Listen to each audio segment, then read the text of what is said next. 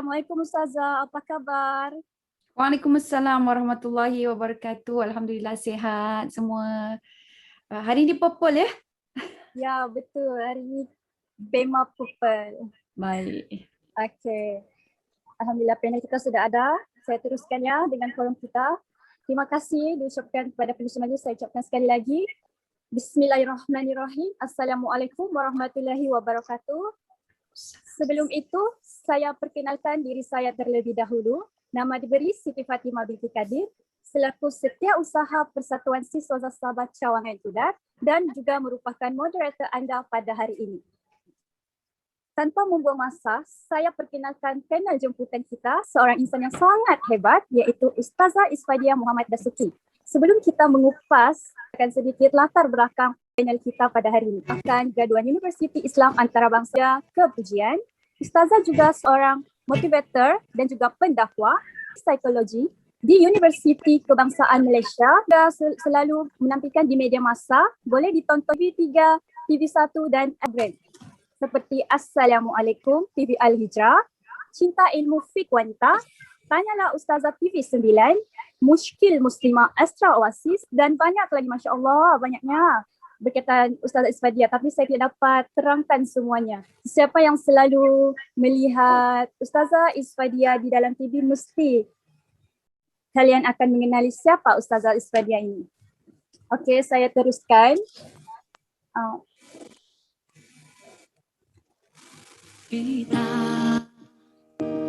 Cerita perjuangan. Okey, saya teruskan. Nabi SAW bersabda, dunia ini adalah perhiasan dan sebaik-baik perhiasan adalah wanita solehah. Hadis riwayat Muslim. Masya Allah. Bersama panel jemputan kita, Masya Allah, berdiri dengan tema ini, kami bawakan anda forum live secara langsung bersama panel jemputan yang begitu hebat. Izinkan saya berkata-kata dulu berkaitan wanita. Wanita dalam keseharian memiliki peran yang penting. Wanita diperlukan pada hampir semua aspek kehidupan. Mulai dari yang terkecil iaitu dalam keluarga, tentu akan berasa berbeza tanpa kehadiran seorang wanita atau seorang ibu. Wanita juga mampu bekerjasama dalam hal apapun dalam kehidupan masyarakat. Partner kerja juga sebagai pendukung atau pemberi motivasi bagi orang lain. Persoalannya, apa pendirian Islam kepada hak-hak wanita dan bagaimana pula isu-isu moral dan juga isu-isu sosial yang dikaitkan dengan wanita dan bagaimana ingin menjadi muslimah the next level sesuai dengan tajuk kita pada hari ini. Semua ini kita akan bincangkan dalam forum kita pada Ikuti hatimu, terus bergeraklah. Suara mimpimu karena cintanya. InsyaAllah bersedia Fatimah dan juga sahabat-sahabat sekalian.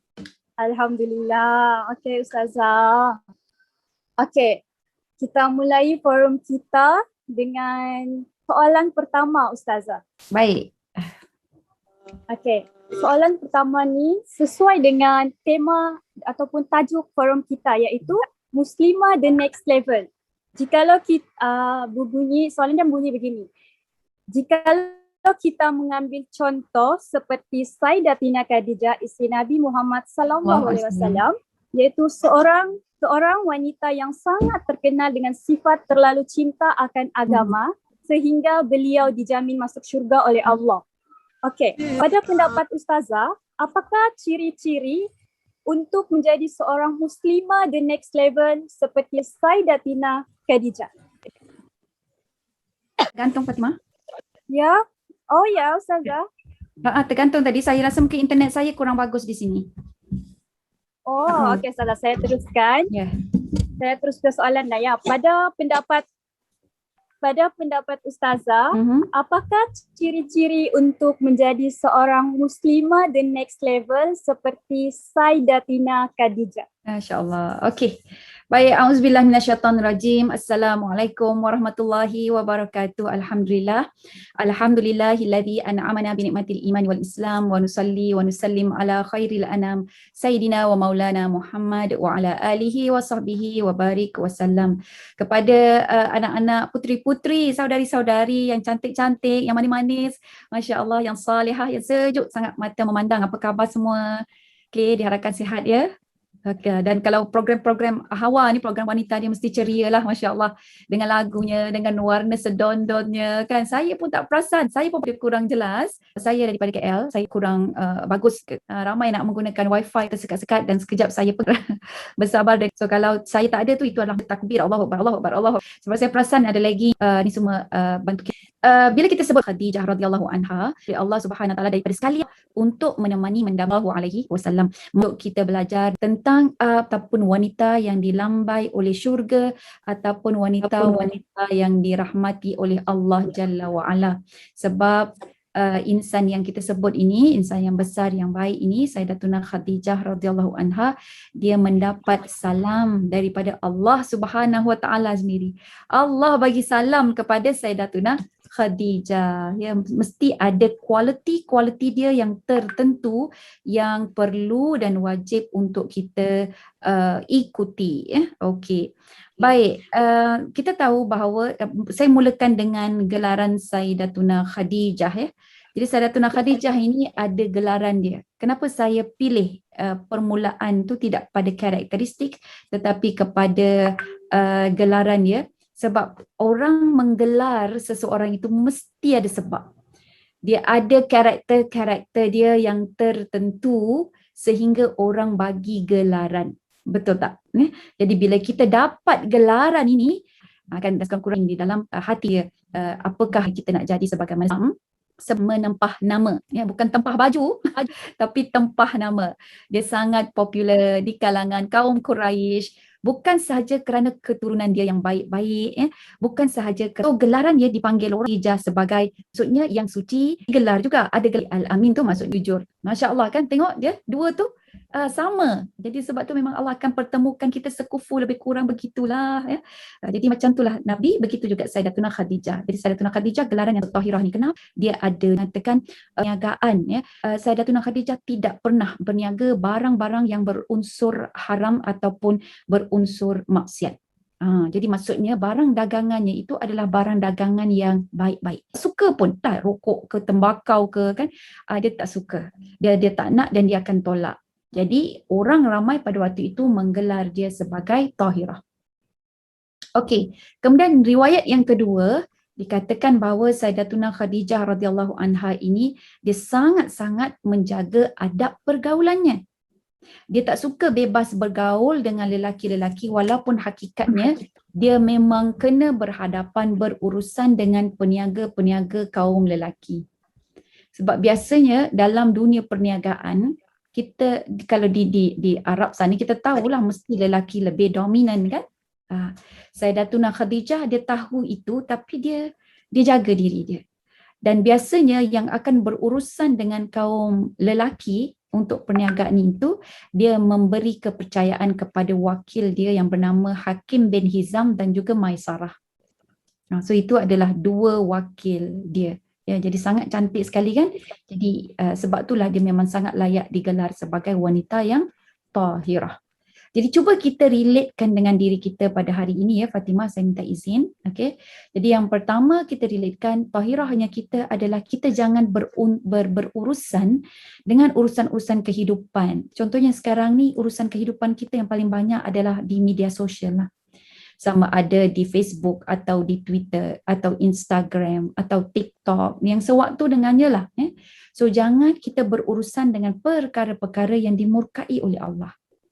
So biarlah boring pun kita punya apa orang kata thread kita boring, orang tengok IG kita boring kan. Sebab kita buat benda itu kerana Allah, bukan kerana manusia. Bukan bermakna kalau buat kerana Allah tu mesti boring, tidak kan? Tapi kita kenalah kreatif juga. Cuma dia tidak akan serancak sebagaimana orang-orang yang lebih apa orang kata ikut kegairahan, ya, ikut like, ikut trend. Kita mungkin tak ikut trend Korea bagai. Kita of course kita tonton Korea tu kan. Tapi adalah juga yang benda-benda yang kita akan ambil pengajarannya. Kita tolak mana yang tak baiknya kan. Yang mana yang ada pengajaran, contohnya kalau cerita Korea berkenaan dengan investigation, saya difahamkan sangat detail dan kita boleh banyak belajar daripada kisah-kisah ataupun movie Korea yang investigation. Lepas tu dia tak ada cintan-cintun sangat kan. So dekat situ adalah teknologi, ilmu dan sebagainya. Kalau bab kedoktoran, perubatan, cerita Korea tu dia siap lagi letakkan dia senaraikan kan. Jadi kalau sains tu ada mana yang baik. Jadi itu boleh kita belajarlah daripada kita menjejaki Sayyidatuna Khadijah radhiyallahu anha. Yang kedua yang cantiknya ini tadi, di mana Sayyidatuna Khadijah dia tidak sibuk nak menggesel-gesel, nak berurusan-berurusan, nak mengada-ngada dengan orang lelaki. Jadi maksudnya bila ada orang lelaki ni, kita berurusan bagi lelaki lah biar berurusan. Saya cerita sedikit pengalaman saya. Saya masuk menceburkan diri dalam bidang ceramah ni, jadi penceramah bebas. Secara jujur saya banyak mengheritlah suami saya sendiri untuk menguruskan kan, dan dia akan berhubung. Sebab apa? Sebab kita belajar Sayyidatuna Khadijah macam ni. Dan kita nak ikut macam Sayyidatuna Khadijah. Dan kalau boleh kita di akhirat nanti, dia juga nanti kita nak dihimpunkan bersama-sama dengan Sayyidatuna Khadijah. Nak duduk sebelah dia, nak tengok dia, nak tatap dia kan. Jadi rasa macam rindu sangat dengan Sayyidatuna Khadijah. Jadi sedikit bila kita baca, kita bawa suami saya berurusan dengan suami juga, nombor telefon suami. Kita akan, of course kita ada lah, tapi tak ramai ya. Ada orang kata suami saya mempergunakan saya. Tapi kita kena tabah, kena kuat lah. Kembali balik kepada matlamat kita. Sebab orang tak faham kan. Mungkin orang yang bercakap itu orang yang tidak faham. Dia kata ustaz ni dia jual isteri dia lah. Maksudnya jual isteri tu maksudnya bila tu dia pula yang tolong, apa orang kata, letak harga ke kan. Jadi seolah-olahnya macam tu, tolong uruskan dan sebagainya. Dan ada juga tak kurang juga mengatakan suami ustazah ni kesian dia, jadi hamba pula pada ustazah ni, terpaksa ikut dan sebagainya kan.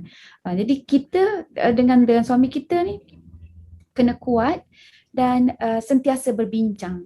Jadi dan ada banyak masanya saya minta maaf dengan dia kalau dia boleh terasa macam tu, tapi alhamdulillah saya sangat bersyukur sebab dia memahami. Dia kata dia pandang saya sebagai satu amanah dan tanggungjawab. Dia kata saya sangat bertanggungjawab untuk memenuhi apa yang arwah ayah saya ini beri mandat kepada dia. Jadi kalau arwah ayah boleh jaga saya dengan baik sekali, dia kata dia perlu jadi lebih baik lagi daripada ayah. So kat situ yang pentingnya kita kena ada kaum lelaki kita ini, dia ada semangat untuk membela, untuk menjaga kan. Jadi kewalian dia itu terbina. Sebab apa? Sebab kita nak ikut apa yang diajar oleh syarak, oleh Islam. Jadi di situ bukan kita nak tunjuk perempuan kita boleh buat. So, kita kena letak sesuruh kita buat apa sebenarnya. Kita boleh hidup lah. Macam tu. Apa yang sebenarnya Allah suruh aku buat ni? Apa yang sebenarnya Allah suruh aku buat? Oh, Allah mengarahkan aku ini untuk tunduk sedikit kepada lelaki suamiku supaya dia punya kepimpinan terserlah.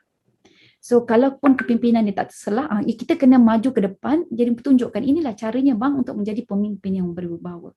Jadi dia punya apa kata tu point dia itu, highlight dia adalah kepimpinan lelaki sangat-sangat perlu dibangunkan. Okey, baik. Itu yang pertama. Yang kedua, sebelum kedatangan Islam, Sayyidatuna Khadijah dipanggil Sayyidah Nisa'u Quraisy. Sebahagian panggil putri Quraisy lah, Sayyidah Nisa, putri Pidah, siapa dia punya penghulu, captain punya, fahamlah, nak panggil queen pun boleh. Sayyidah ni adalah putri kepada Quraisy sebab okey, murni angkat menjadi queen. Orang tahu bangsa Sayyidatuna Quraisy dan bagus nafikan. Subhanallah. Itu jadi martabat dia tinggi bukan setakat keturunan dia, tapi dia mampu untuk menjaga keturunan dia dan juga martabat image keturunan dia itu. Hari ini memang ramai kita kata keturunan Nabi, tapi keturunan Nabi perangai pun masya-Allah teruk lah, kan, teruk perangai dia, sama je macam binatang, minta maaf lah sebut kan. Jadi ada yang macam tu, sangat sedih, sangat mengecewakan kan. Jadi yang itu tetap ada. Kita tahu kita pun keturunan Nabi Adam juga. Okey, jadi di situ keturunan memang bagus, tetapi bagaimana kita mempertahankan itu perlu kita perjuangkan. Jadi Sayyidatuna Khadijah bukan sahaja berketurunan Quraisy, bangsa Quraisy yang tinggi, tetapi dia membina martabat tersebutnya. Orang nampak, betul lah dia ni layak sungguh lah jadi bangsa Quraisy. Kan? Kalau kita dia dengan layak lah Fatimah ni jadi orang, dia jadi puteri Sabah, macam keadaan-keadaan yang seperti itu. Layak lah dia jadi puteri, kena bawa identiti itu. Sangat mulia. Ya. Apakah antara Khadijah kaya? Kekayaan sendiri. Tak pernah dalam tangan dia. Jadi dia letak diri ikut terpicuk sama pernah. Subhanallah, korbankan segala hati, memberi salam kepada Sayyidatuna Khadijah. Membantu orang miskin. Ada beberapa riwayat mengatakan rumah Sayyidatuna Khadijah itu yang dipercayai terletak di sekitar, kalau kita pergi ke kota Mekah, ya, kita pergi dekat dengan area Kaabah, lepas tu pergi pula kawasan Sa'i, lepas tu kawasan Sa'i tu dia antara Bukit Sofa dengan Bukit Marwah. Jadi di bahagian Marwah itu yang tidak jauh daripada Tandas. Tandas itu dikatakan tempat rumah Abu Lahab, itu dikatakan, ya, tapi tak ada proof sebab kita sejarah tu telah dia mansuhkan macam tu saja. Jadi ikutlah, kalau ada ramai orang kata tu, saya pun ikut ramai orang kata macam tu lah. Kalau salah orang tu, salahlah saya. Okey. So kawasan tempat Sayyidatuna Khadijah ni adalah di kawasan Marwah. Jadi daripada Marwah nak pergi ke Sofa. Perjalanan Marwah pergi ke Sofa maksudnya dekatlah dengan Abu Lahab. So no wonder lah Sayyidatuna Khadijah dengan Nabi bila ada anak tu, anak dia kahwin dengan Abu Lahab. Bukan kahwin Abu Lahab, kahwin dengan anak Abu Lahab. Jadi dia orang jadi besan kepada Abu Lahab. Dan kemudiannya diceraikanlah oleh anak-anak Abu Lahab ni. So nak ceritanya kat situ kawasan rumah Sayyidatuna Khadijah dipercayai ada satu ruang yang memang Sayyidatuna Khadijah khususkan bagi orang-orang yang memerlukan. Dia macam ada department untuk memberi bantuan. Siapa-siapa yang memerlukan bantuan, dia akan duduk dekat kawasan situ dan Sayyidatuna Khadijah akan melayan mereka dan akan memberikan bantuan kepada mereka. Ya. Kemudian seterusnya sikap Sayyidatuna Khadijah ini, dia suka sangat belajar. Dia belajar. Jadi kalau kita tahu tadi network carrier dia ada dua orang, Hakim bin Hizam dan juga Maisarah. Yang inilah dia punya tim dia, penasihat dia juga ataupun wakil dia. Jadi kalau urusan berkenaan dengan perniagaan, ada orang ini. Okey. Dan untuk ilmu pula, Sayyidatuna Khadijah dia suka merujuk kepada sepupu dia, Waraqah bin Naufal. Dan memang dia ada masa-masa dia akan belajar, dia akan dengar daripada Waraqah bin Naufal sendiri. Dan Sayyidatuna Khadijah juga maklum tentang kehadiran Nabi akhir zaman. Dan dia telah mempersiapkan diri dia untuk membantu Nabi akhir zaman itu. Jadi dia berpegang lebih kepada agama Hanif walaupun dia tak jelas, tak ada kitabnya, tak ada rujukannya, tapi dia berguru juga. Berguru dengan Waraqah bin Naufal. Okey. Jadi sebab tu dia juga mempunyai firasat yang kuat. Jadi dia belajar tentang firasat, dia belajar tentang knowledge ini daripada Waraqah bin Naufal. Okey, kita cuba tengok Queen of Quraisy ni. Apa yang boleh kita belajar? Okey, yang pertama, anak-anak yang dikasihi, kita kena bangunkan akhlak dan peribadi mulia ikut akhlak Islam. So kita jangan mudah dipengaruhi dengan watak serta perangai sikap orang. Okey, contohnya lah, orang ni memang dengki dengan kita. Ada kawan ni dengki je dengan kita, ada je ke ataupun mengemis lah dengan dia. Tapi bila dia bercakap kita boleh, tapi tanya daripada diri, kirim dia dalam hidup kita yang kiki dia balik aspek sudut yang mana Allah suka. Mana Allah suka? Allah suruh kita sabar, Allah suruh kita diam.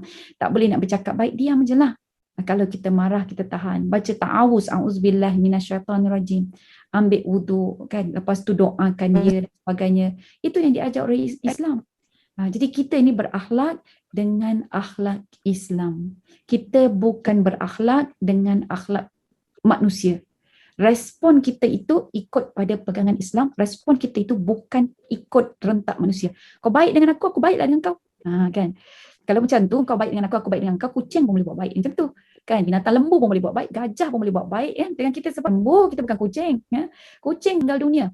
Kucing tu mau tunggu. Kurus kering tak lalu nak makan. Sebab apa? Dia teringat budi tuan dia. Kita ni kucing ke? Bukan. Kita lebih baik daripada kucing. Dia kalau lebih baik daripada kucing, maka kita inilah yang mampu apabila seseorang buat buruk pada kita, kita balas dengan kebaikan. Orang yang buat buruk ni, dia macam dah lempar najis. Okay, dia buat sesuatu tu dia macam najis dah pasepah-sepah dah. Tapi takkan kita ni nak cuci najis tu, kita cuci najis dengan air najis. Tak kena kan? Sangat tak kena. Jadi kalau sikap kita yang buruk untuk mengubah yang buruk, dia tu mungkar, kita pun nak mengubah benda yang mungkar, akan terbit pula kemungkaran yang lain, maka lupakanlah. Okay, so itu bukan cara kita. So tengok balik. Contohnya kalau macam cikgu marah-marah, tapi cikgu tu bukannya baik sangat pun. Selalu ponting kelas, contohlah kan. Cikgu marah-marah ponting kelas, tapi nak belagak lah cikgu ni. Kita punya marah lah, lantak lah. Kalau nak cakap lagi, cakap lah. Dalam hati kita, buat dek je kan. Kita punya respon pun, jeling dia itu ini semua. So kita kena muhasabah balik. Adakah respon itu yang Allah nak tengok? So kalau kita respon macam tu, bermaksud respon kita bergantung kepada manusia. Sedangkan Allah Subhanahu Wa Taala kata, fa idza khatabahumul jahiluna qalu salama. Kalau kamu jumpa dengan orang-orang yang jahil, yang buat perangai-perangai bodoh macam tu, yang tak bagus, qalu salama. Sebut bye-bye je. Salama tu benda yang baik-baik je. Islam salama, selamat, benda-benda selamat saja. Dan kalau dia kutuk tu, ini perempuan yang tak sedar diri ni. Kita diam aja. Okey kan. Inilah kalau dia tak ada, kalau dia tak ada aman damai kita ni. Inilah masalahnya. Orang perasan macam contohlah di sini-sini kan. Kita pun diam dan kita pun kalau perlu bercakap, ucap terima kasih saja. Okey. Baik, situlah di mana kita boleh petik serba sedikit sifat dan sikap Sayyidatuna Khadijah. Kalau nak cerita ni memang tak habis. Itu baru sebelum Islam. Selepas Islam saya kongsikan 3. Yang pertama dia dipanggil sebagai Ummul Mukminin. Okay, yang ini adalah gelaran yang diberi oleh Allah, ada dalam surah Al-Ahzab ayat ke-6. Semua isteri-isteri Nabi dipanggil. Yang kedua adalah Sayyidah Nisa, di mana cukuplah bagi kamu Queen of the whole world, Queen of the people in the whole world. Masya Allah. Alright. So 4 kan bintu Muhammad dan juga Sayyidatuna Asiyah, Sayyidah Nisa ahli jannah. Dia adalah wanita-wanita syurga. Allah. So perasan tak saya banyak dia masuk Islam. Selepas masuk Islam, banyak orang kata tu rujuk membantu seseorang untuk jadi lebih baik. Tapi yang kita sebelum kedatangan Islam, hilang adab, moral tak ada kan. Sayyidatuna Khadijah dia boleh maintain. Macam mana dia buat tu? Kan senang kata dia ada guru lah. Guru yang sentiasa membimbing dia dalam bidang kerjaya dia sehingga dia cemerlang, dan juga dalam bidang spiritual ataupun dalam bidang kerohanian. Itulah Waraqah bin Nawfal. Wallahu a'lam. Kembali kepada Fatimah. Ada lagi soalan Fatimah? Panjang Zazah. Masya Allah. Alhamdulillah. Terima kasih Sayyidatina Khadijah. Semoga kita teruskan ke soalan Ustazah. Soalan dia berbunyi. Seorang kita sekarang ni berada di akhir. Bagaimana ingin menjaga maruah diri seorang wanita ni? Okey. Ada 3 perkara. Nombor 2, cara dia berpakaian. Dan nombor 3, cara dia bercakap. So itu 3 benda yang baik lelaki, baik perempuan. Tapi kalau perempuan dia lebih lagi. Dia kalau macam Chile kan, sekarang Turki kan sedang terbakar tahu. Tapi kalau Chile yang keli. So sama juga. Kalau lelaki daripada kita makan Chile yang besar tu lah tak pedasar. Rasa jumpa dia bercakap. Macam mana nak jawab sebab waktu tu teka orang ibu yang anak dia ada 5 orang, semua 5 orang dia malah 2-3 orang bercerita ni macam-macam membawa kita. Kemudian dia rasa macam nak sebutlah betapa dia bersyukur dia ada, tapi mungkin cara dia tu tak kena menyebabkan saya tersentak sebab waktu semua perempuan. Kemudian anak lelaki 4 orang perempuan. Jadi waktu tu kita punya jiwa. Jadi apa dia dapat anak lelaki, dia kata. Anak lelaki ni kalau buat Allahu Akbar. Allahu Akbar, saya kata apa dah. Yang perut itu, dia fikir yang buat kerja, dia tak bawa perut. Tapi kalau anak lelaki itu, dia fikir anak lelaki itu selamat anak lelaki. Itu adalah anak lelaki. Anak perempuan silap sikit nanti bawa perut. Jadi bawa perut itu memalu. Ya, jadi saya tak boleh macam mana ni dengan umat kita, manusia, cara mereka. Kan bukan masalah orang nampak keadaan seseorang itu.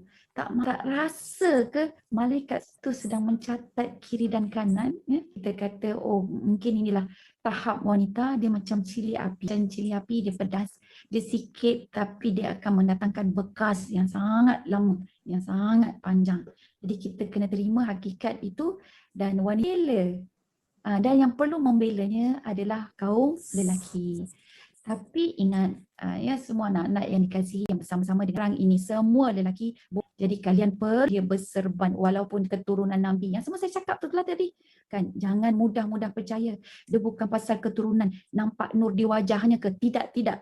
Syaitan pun boleh menyerupai wali. Wali pun boleh terkehil dengan syaitan. Boleh terkehil tu maksudnya tersangkut lah. Dia boleh tercedok, dia panggil kan. Tercedok ke apa ke bahasa sekarang tu. Dia boleh silap langkah. Ya? Okey, jadi sebab itu kita perlu berhati-hati dalam hal ini. Terus berpegang kepada prinsip. So 3 benda itu.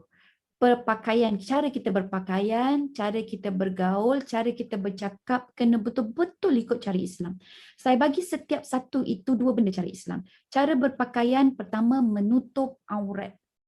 Menutup aurat. Ya, kemudian yang kedua, cara berpakaian dalam Islam itu mestilah yang boleh menggembirakan Allah dan membanggakan Nabi Muhammad sallallahu alaihi wasallam. Kita boleh menutup aurat tapi appears lekeh, memanjang. Tak nak macam tu. Sebab kita nak ada dibangga nampak. Oh ini tuan Islam. Ya Allah kemasnya dia. Cantiknya dia pakai tudung tu. Nampak very professional lah. Tak adalah nampak selekeh. Kan? Jadi kita tapi jangan selekeh. Tapi nampak kita ada, apa orang kata tu, ada image yang baik. Ya. Kita juga menghormati diri kita. Sebab kalau selekeh ni orang akan nampak kita tidak hormat pada diri sendiri. So kalau kita tidak hormat pada diri sendiri, kan kita pasrahkan dia dengan satu tanggungjawab, dia tak mampu untuk buat dengan baik. Ya. Okey. Baik, itu satu. Kemudian kedua, cara kita bergaul. Cara kita bergaul, of course, kita bergaul dengan matlamat. Dengan matlamat. Lelaki dengan perempuan. Ya. Kalau lelaki dengan perempuan, batas, jaga batas itu yang pertama. Kalau perempuan dengan perempuan pula, kita jaga adab pergaulan tersebut. Dan kalau dengan lelaki, kita jaga 2 benda. Jaga batas pergaulan, kemudian yang kedua jaga matlamat. So all in all 2 benda ni lah. Jaga matlamat pergaulan untuk apa? Kemudian yang kedua batas pergaulan. Sebab dengan betul tak? Okey. So kemudian satu lagi cara kita bercakap. Kita bercakap nombor 1 kena ada sopan. Sopan dan tegas. Nak macam nak menyanyi, nak berbual-bual kan. Sampai itulah orang dengar tu tak boleh tidur malam dah. Okay, memang wanita ramai suara dia suaranya lunak. Dia tak boleh ubah dah. Kan suara dia suara yang boleh menggetar perasaan. Ya. Tapi di situ yang penting kita backup dengan tegas. Dengan sifat tegas. Ya. Okey, contoh yang sampai kalau orang rujuk pada sebab dia kaunselor, jadi dia bila dengar cakap dia tu macam kita dah terbuai, dah tenang, dah tak ada masalah, hilang masalah. Suara dia memang sedap, suara dia lemak merdu lah gitu suara dia.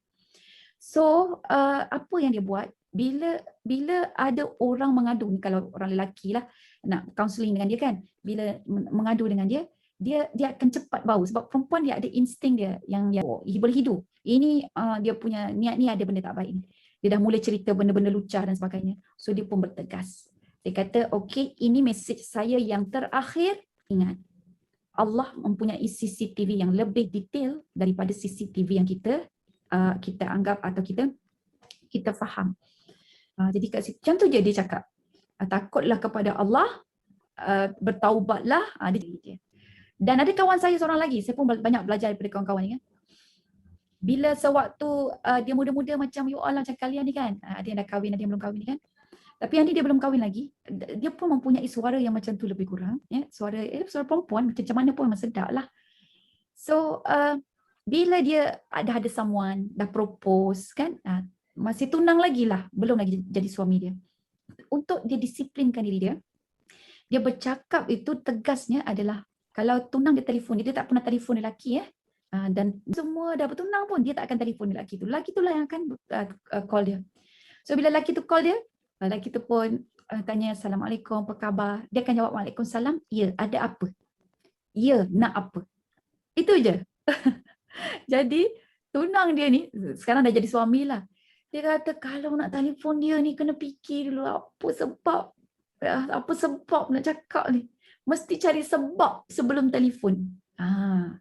Jadi di situ dia bersifat warak lah, menjaga diri dia, melindungi diri dia. Tak adalah terus, abang kita tunggu-tunggu abang telefon. Itu dah motor rosak dah tu. Tak payah lagi. Ya. Sampai cerita kisah kawan saya ni, selepas mereka bernikah sebab suami dia balik ke rumah dia orang duduk dekat rumah dekat. Jadi suami dia balik ke rumah dia, suami dia tidak bermalam lah. Jadi malam tu akad nikah, so selesai sebab esok ada kenduri. Ni sebelum COVID. Paginya bangun pagi gitu, suami dia dah jadi suami lah. Itu the first day jadi suami. Suami dia pun call dia. Dia sebab dah terbiasa kan.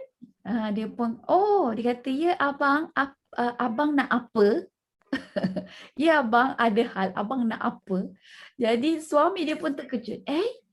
Ini suami lah. Dia kata, ya Allah minta maaf bang. Dia terpaksa tukar dialog sebab nak adjust, bagi betul.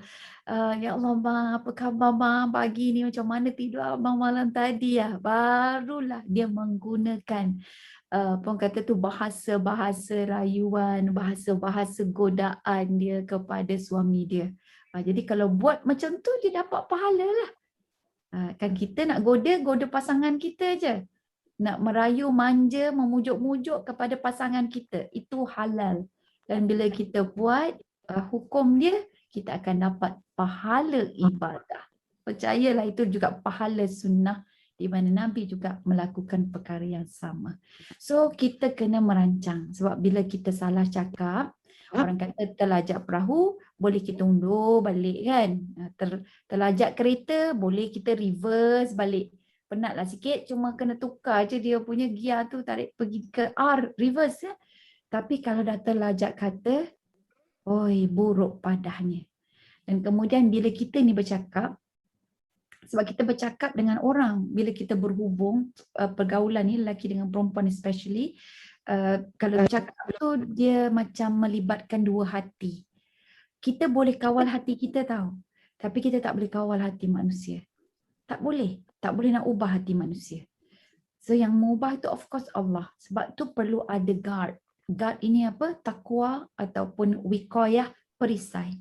Jadi kita bertegas, kita cakap dengan suara tegas, kita construct skrip-skrip sebelum kita bercakap dengan seseorang. Ya? So itu lebih baik berbanding daripada kita menyesal kelak lah. Biarlah orang panggil kita garang, tak apa. Sebab di situ ada penapisan. Allah akan pilih pasangan pada kita yang benar-benar suci dan bersih. Jadi dah tapis dah. Kalau kita merengek-rengek sebelum kita berkahwin, dia memang kan jenis yang macam tu lah. Nanti kita punya perjalanan hidup kita pun, suami kita nanti mendengar rengekkan wanita lain pun, dia dah mula dah kata tersungkur. Na'udzubillah min zalik. Ya? Okey, so jadi situ kita punya percakapan nombor satu kena tegas, yang kedua hanya benda-benda yang benar. Ya? Okey. Wallahu alam, kembali balik ke pangkuan Fatimah. Okey Ustazah. Ada dengar kan? Ya, sudah dengar. Okey. Alhamdulillah, terima kasih Ustazah atas uraian soalan kedua tadi dengan menjaga maruah seorang wanita. Semoga kita ini sebagai seorang wanita menjaga maruah kita. Ustazah kata tadi, yang pertama dengan cara berpakaian, kedua menjaga pergaulan, dan yang ketiga cara bercakap. Jadi kita sebagai seorang wanita menjaga maruah diri ni ada salah satu syarat-syarat untuk masuk syurga. Betul tidak Ustazah? Betul sangat. Solat 5 waktu. Banyak daripada kita ini masuk ke api neraka kerana lisan kita. Betul. Kerana aurat yang kita tak jaga, cara berpakaian. Dan kemudian terbabas kita punya hubungan sehingga melakukan zina, na'udzubillah. Okay. Ya, na'udzubillah min zalik. Semoga kita yang mendengar apa yang Ustazah kata ni, selepas ini menjaga maruah sebagai seorang wanita. InsyaAllah. Okey, kita teruskan ke soalan yang ketiga Ustazah. Baik. Pada zaman sekarang ni, di waktu pandemik, ngam sangat dengan keadaan kita sekarang di waktu pandemik, sudah pasti ada di kalangan kita emosi dan juga mental sangat terganggu. Terutama sekali kita yang bergelar wanita ni. Jadi Ustazah, bagaimana cara mengendalikan emosi dan juga mental dari sudut Islam pada zaman sekarang ini? Baik. Terima kasih Fatimah. Bagaimana kita nak mengendalikan mental kita, perasaan kita, jiwa kita sewaktu pandemik ini? Kita tahu waktu pandemik ini banyak benda yang susah lah, ya, banyak perkara yang susah. Cabaran kita sebenarnya sedang mengharungi satu bentuk zaman di mana zaman ini berbeza dengan zaman kita yang lalu. Kita tak biasa. Jadi kita perlu perlukan masa untuk membiasakan diri kita ini. Jadi kita tak boleh keluar sebebas mana, ya. Kemudian tak boleh nak buat program-program berhimpun. Kemudian kita nak dapatkan kerja pun susah, ya. Perlu ada kreativiti yang tinggi. Kemudian tekanan masalah ekonomi, mungkin gaji tak cukup, ya.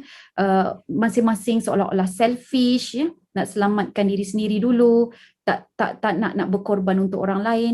Jadi pada saya, once bila kita sebut mental dan juga emosi, maka kita kena betulkan prinsip hidup kita.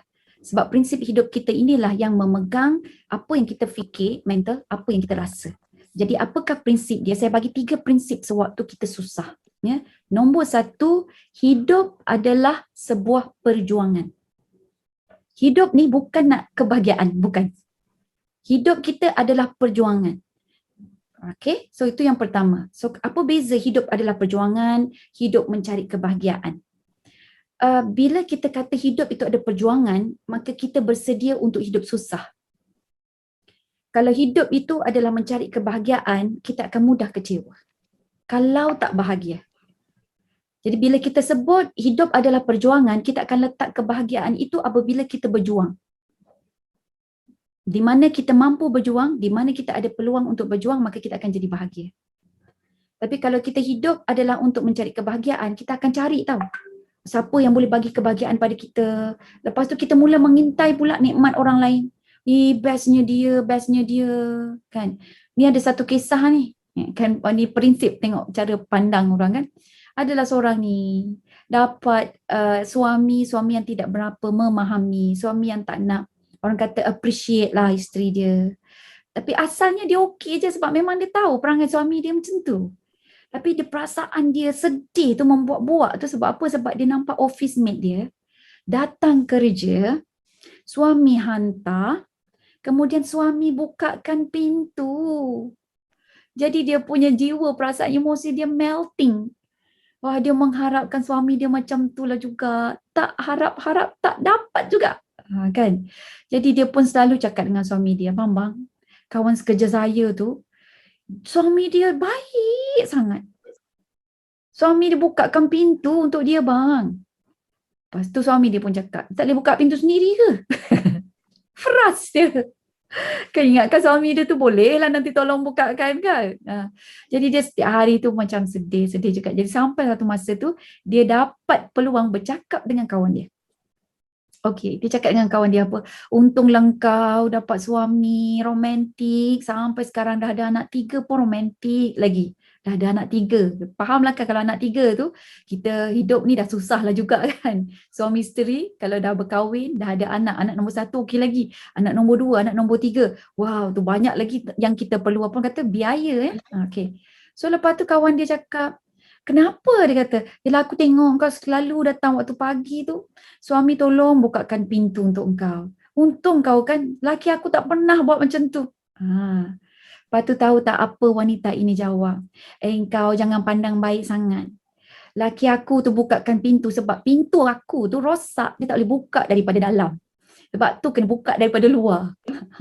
Rupa-rupanya Alkisahnya. Sebab dia tak dapat, tak ada duit nak beli kereta baru lagi. Jadi pakailah kereta lama, tak boleh nak buka dari dalam, tak apalah, biarlah suami bekerja buka daripada luar. Masya Allah. Okay, so ini contoh lah cerita. So kalau kita letakkan harapan kepada bahagia, kepada romantiknya orang macam tu, kan, dia akan jadi kecewa lah bila kita tak dapat nanti.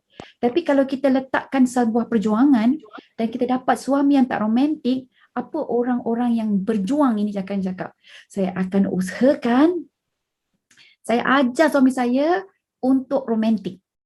Saya nak jadikan dia sebagai pemuda ataupun suami yang romantik kepada saya.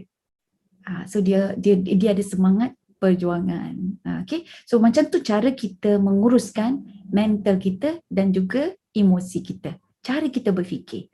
Kemudian cara yang kedua adalah kita perlu melihat bahawa hidup ini Allah bagi banyak peluang. Dan semua peluang itu adalah untuk mendapatkan ganjaran daripada Allah. Kita selalu mental stress ataupun ada anxiety ya apabila kita susah ataupun tertekan kan. Tapi kalau orang yang beriman dia akan nampak ini peluang. Peluang apa tu? Peluang untuk sabar. Dan bila dia lagi susah tapi dia tetap buat baik, maka kat situ pahala dia berlipat kali ganda.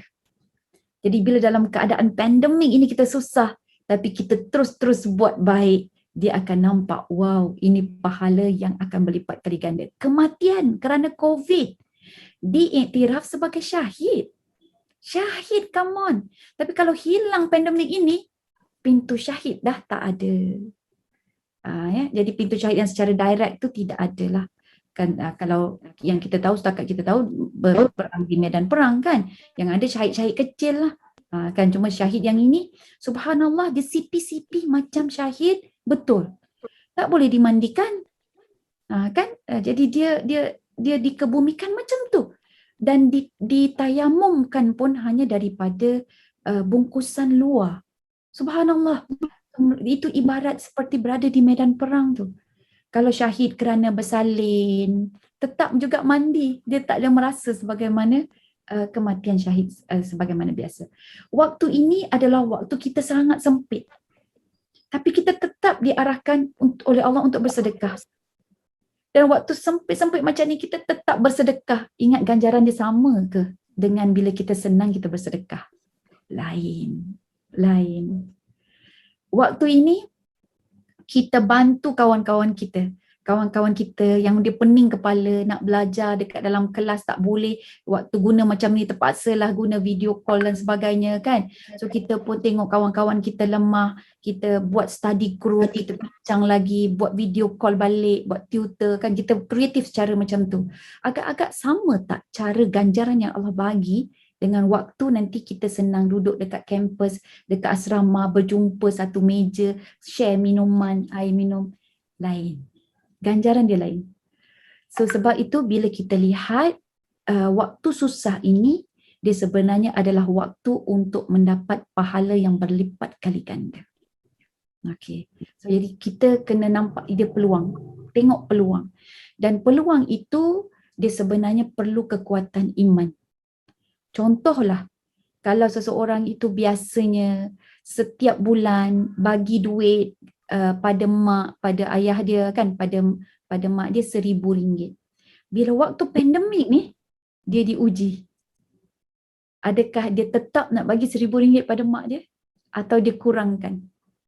Kat situ nanti akan letak keimanan dia. Kau letak kepercayaan engkau, harapan engkau pada duit itukah atau pada Allah Subhanahu Wa Taala. Ada setengah orang bagi duit pada mak RM500 sebulan, sekali musim pandemik ni tak bagi langsung. Minta mak fahamlah. Kan saya ni bukannya ada duit pun, kata gitu kan. Di situlah sacrifice-nya. Ingat sama ke? Tak sama.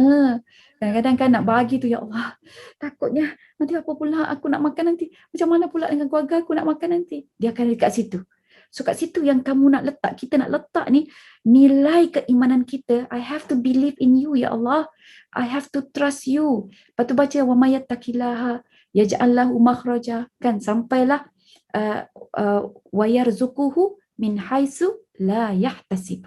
Sesungguhnya Allah akan memberi rezeki daripada sudut-sudut yang kita tak perasan. So akhir sekali yang ketiga, so waktu kita dalam keadaan begini, jangan letak harapan tu banyak sangat. Kita kecewa sebab kita ada harapan. Dan biasanya perkataan-perkataan orang yang kecewa ni kan, orang yang stres dan sebagainya, cuba dengar balik ayat-ayat dia. Ayat-ayat dia kan, dia tak lari daripada saya harapkan Saya harap dia begini tapi dia macam tu. Dia antara bermain dengan harapan dengan tapi. Harapan dengan tapi. Saya ingat dia pula ingat. Saya ingat kalau saya kahwin dia macam ni. Saya ingatkan dia boleh berubah. Saya ingatkan dia ingat sangkaan-sangkaan dia tu. Dia sangkaan tu dia kembali kepada prinsip dan pegangan dia tu. Kan, jadi manusia tak boleh berubah sendiri. Jadi kita kena bantu dia berubah dan sebagainya. Contohlah kan.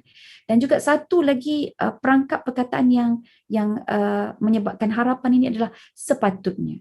Sepatutnya dia seorang ayah kan. Sepatutnya dia seorang abang kan. Patut macam ni lah. Itu perkataan patut, saya ingatkan, saya harapkan. Semua benda-benda itu dia boleh membuatkan kita stres. So habis nak tukar kepada apa? Kita tengok sisi baik dia. Dan apa yang dia buruk, kita backup. Apa kekurangan dia? Kalau kita boleh backup. Tak boleh backup, diam. Dan waktu itu kita serahkan kepada Allah Subhanahu Wa Taala. Boleh ke macam tu? Boleh faham ke? Boleh? Okey, ramai yang mengangguk tu. Terima kasih. Okay, kembali balik kepada pangkuan Fatimah. Masya Allah, Ustazah. Masih. Okey Ustazah, Alhamdulillah, terima kasih atas huraian daripada Ustazah tadi. Semoga waktu pandemik ini kita dapat pahala bersabar, insya-Allah. Dan juga semoga kita dapat mengendalikan emosi dan juga mental kita sebagai seorang wanita. Amin. Okey Ustazah, mungkin masa mencubit kita. Ada baiknya saya teruskan ke soalan seterusnya. Boleh Ustazah? Boleh. Soalan terakhir kan Fatimah? Ke macam mana? Soalan ada berapa lagi soalan? Kita habis pukul berapa Fatimah? Untuk sesi forum jam 11.25. Okey. Masih banyak masa lagi. Boleh. Teruskan. Ada beberapa soalan lagi. Okey Ustazah, soalan seterusnya ni. Apa pendapat Ustazah tentang hukum berpakaian mengikut trend zaman sekarang? Memang sudah tidak asing lagi dengan zaman sekarang ni. Namun masalah yang timbul sangat ramai yang lupa dan lalai untuk mematuhi bergaya seperti patuh syariah. Jadi di sini apa pendapat Ustazah ataupun teguran dan juga nasihat kepada wanita-wanita di luar sana dalam berpakaian secara berlebih-lebihan ini? Okey. Baik, ini sekali lagi dia bersangkut paut dengan keimanan kita lah. Seorang yang beriman kepada Allah, nombor satu dia percaya dia ini adalah milik Allah. Jadi dia sudah ada pemiliknya. Kita biasa sebut milik ni kepada apa ya? Kepada mak dengan ayah. Kemudian bila kita berkahwin, aku sudah dimiliki. Kan? Kadang-kadang ada drama ke macam tu, kan? Ada skrip-skrip macam tu kan. Oh minta maaf, dia sudah dimiliki, dia sudah ada yang punya. Macam tu kan. Jadi kita sebenarnya sebelum dimiliki oleh manusia ini, oleh makhluk, kita telah dimiliki oleh Al-Khaliq. Jadi siapakah yang memiliki kita? Allah Subhanahu Wa Taala. Jadi Allah lah pemiliknya. Dan bila kita ini dimiliki oleh Allah Subhanahu Wa Taala, jadi menjadi insan yang dimiliki, maka kita kena ikut apa kehendak pemiliknya. Kalau kita dimiliki oleh suami kita, itu yang kita kena taat pada suami, kecuali kalau dia salah. Kemudian bila kita nak potong rambut pun kena minta izin suami dulu. Betul tak? Kita nak make up, nak colorkan rambut ke, kan banyak kata orang tapi kalau suami suruh hukumnya jadi harus. Benda-benda yang makruh, benda-benda yang kadang-kadang haram, tapi kalau suami suruh benda tu boleh jadi harus kan? Betul tak? Sebab apa? Sebab Islam sangat pandang berat wanita ini adalah jantung hati, cinta hati, penyejuk mata, penarik mata kepada suami. Sebab itu kita juga dianjurkan untuk berhias untuk suami. Dan bagi wanita, kalau wanita itu perlu, dia boleh minta suami untuk berhias bagi dia. Sebab mungkin wanita sekarang ini mata dia pun mata yang macam tak boleh tengok serabai-serabai kan. Jadi dia perlu tuntut daripada suami dia itu untuk tampil dalam keadaan yang presentable. So bila kita sedar kita dimiliki, maka kita kena tahu. Kita pakai tudung ini adalah tanda. Kita tutup aurat ini, sebenarnya tutup aurat itu bukan ikut trend. Kita tutup aurat kerana memang nak menunjukkan bahawa kita ini adalah dimiliki oleh Allah Subhanahu Wa Taala. Cuba all princesses ya, kalian anak-anak yang dikasihi ya, yang cantik-cantik rupawan ini, cuba you all bayangkan seandainya lah kita kaum wanita ini diarahkan keluar daripada rumah dan berkumpul di satu kawasan yang luas. Kita letaklah dekat stadium contohnya kan. Okey, stadium semua berkumpul, tak kisahlah dia Melayu ke, Cina ke, India ke kan, berkumpul lah semuanya. Kumpul dekat situ. Lepas tu ada drone video naik ke atas. Jadi dia nampak kan kepala-kepala kita, betul tak? Dia nampak kepala-kepala kita. Lepas tu dia jauh berapa meter, 1 meter jarak, 5 meter, 10 meter, beberapa lagi kot lah letak 1 kilometer ke atas. So dia betul-betul sudah berada di atas ini. Atau kemudian dia tengok, dia ambil spot dekat bahagian bawah. Okay. Kita ni kalau menonton video yang dibawa oleh drone tu kan, kita boleh cam tak yang mana satu wanita-wanita Muslim, yang mana satu wanita-wanita bukan Muslim? Boleh cam ke tak? Senang nak cam ke susah? Senang ke susah? So kalau senang cuba buat macam ni. Ke ataupun susah? Di sini susah. You tengok daripada atas tu, tengok je daripada atas kan? Tak pandang muka tetapi daripada atas. Senang tak nak cam mana satu wanita Muslim, mana satu wanita bukan Muslim? Senang atau susah? Senang atau susah? Susah? Ya ke susah? Senang sebenarnya. But you all tak imagine, tak pernah naik atas tu, tak pernah pergi naik helikopter kan? So lepas ni Fatimah kita kena ada program naik helikopter. Sangat senang sayang, sangat. Sebab apa? Wanita Muslim dia akan pakai tudung. Wanita-wanita Muslim, wanita-wanita yang beriman dia akan pakai tudung. So you jauh, daripada jauh mana pun dia akan nampak. Itu yang pakai tudung semua tu wanita-wanita Islam. So setuju ke tak? Setuju kan? Ya. Jadi wanita Islam ni daripada jauh lagi dah nampak dah. So meaning to say, Allah telah muktamad mengatakan kepada seluruh dunia bahawa wanita-wanita Muslim itu adalah milik Allah.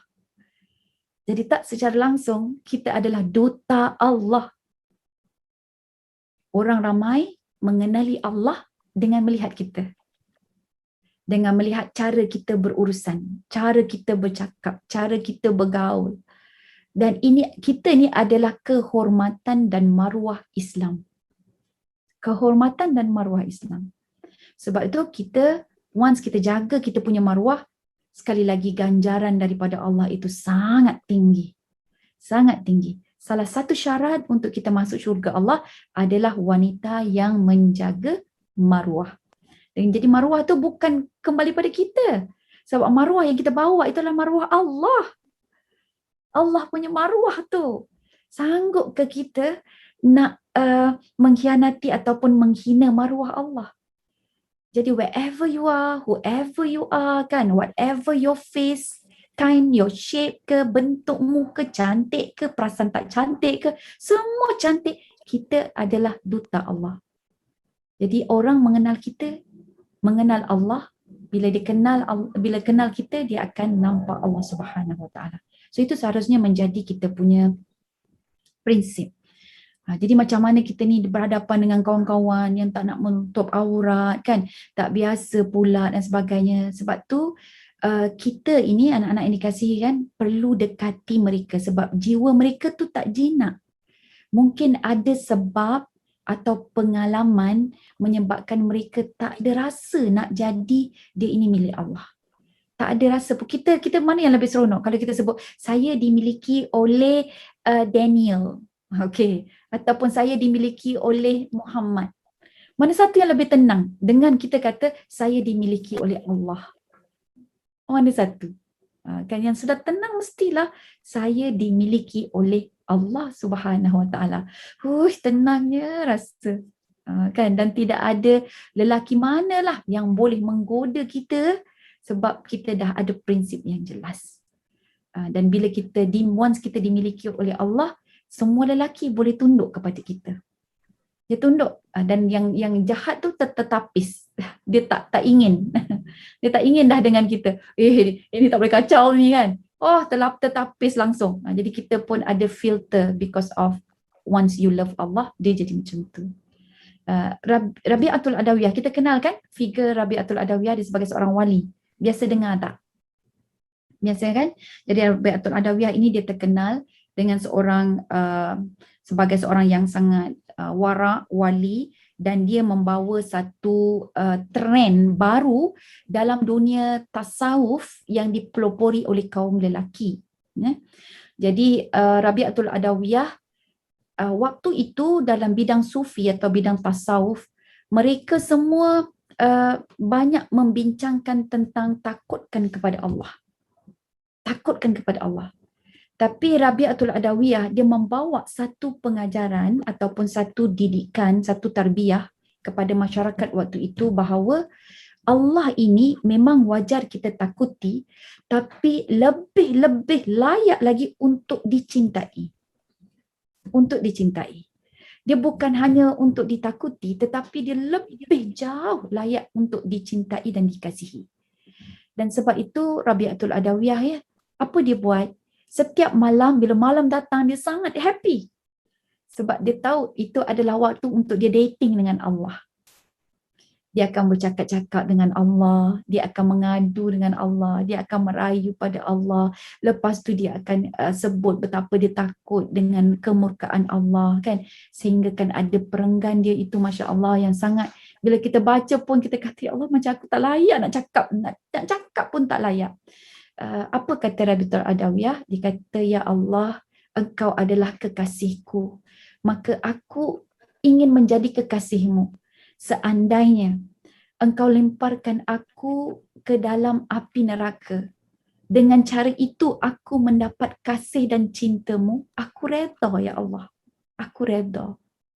Ya Allah, kita berani ke tak berani nak cakap macam tu? Tak berani kan? Masya Allah kan. Dan dikata, ya Allah, seandainya Engkau haramkan syurga buatku dan Engkau reda kerana itu, maka aku sanggup ya Allah kerana cintaku kepadamu terhadapmu.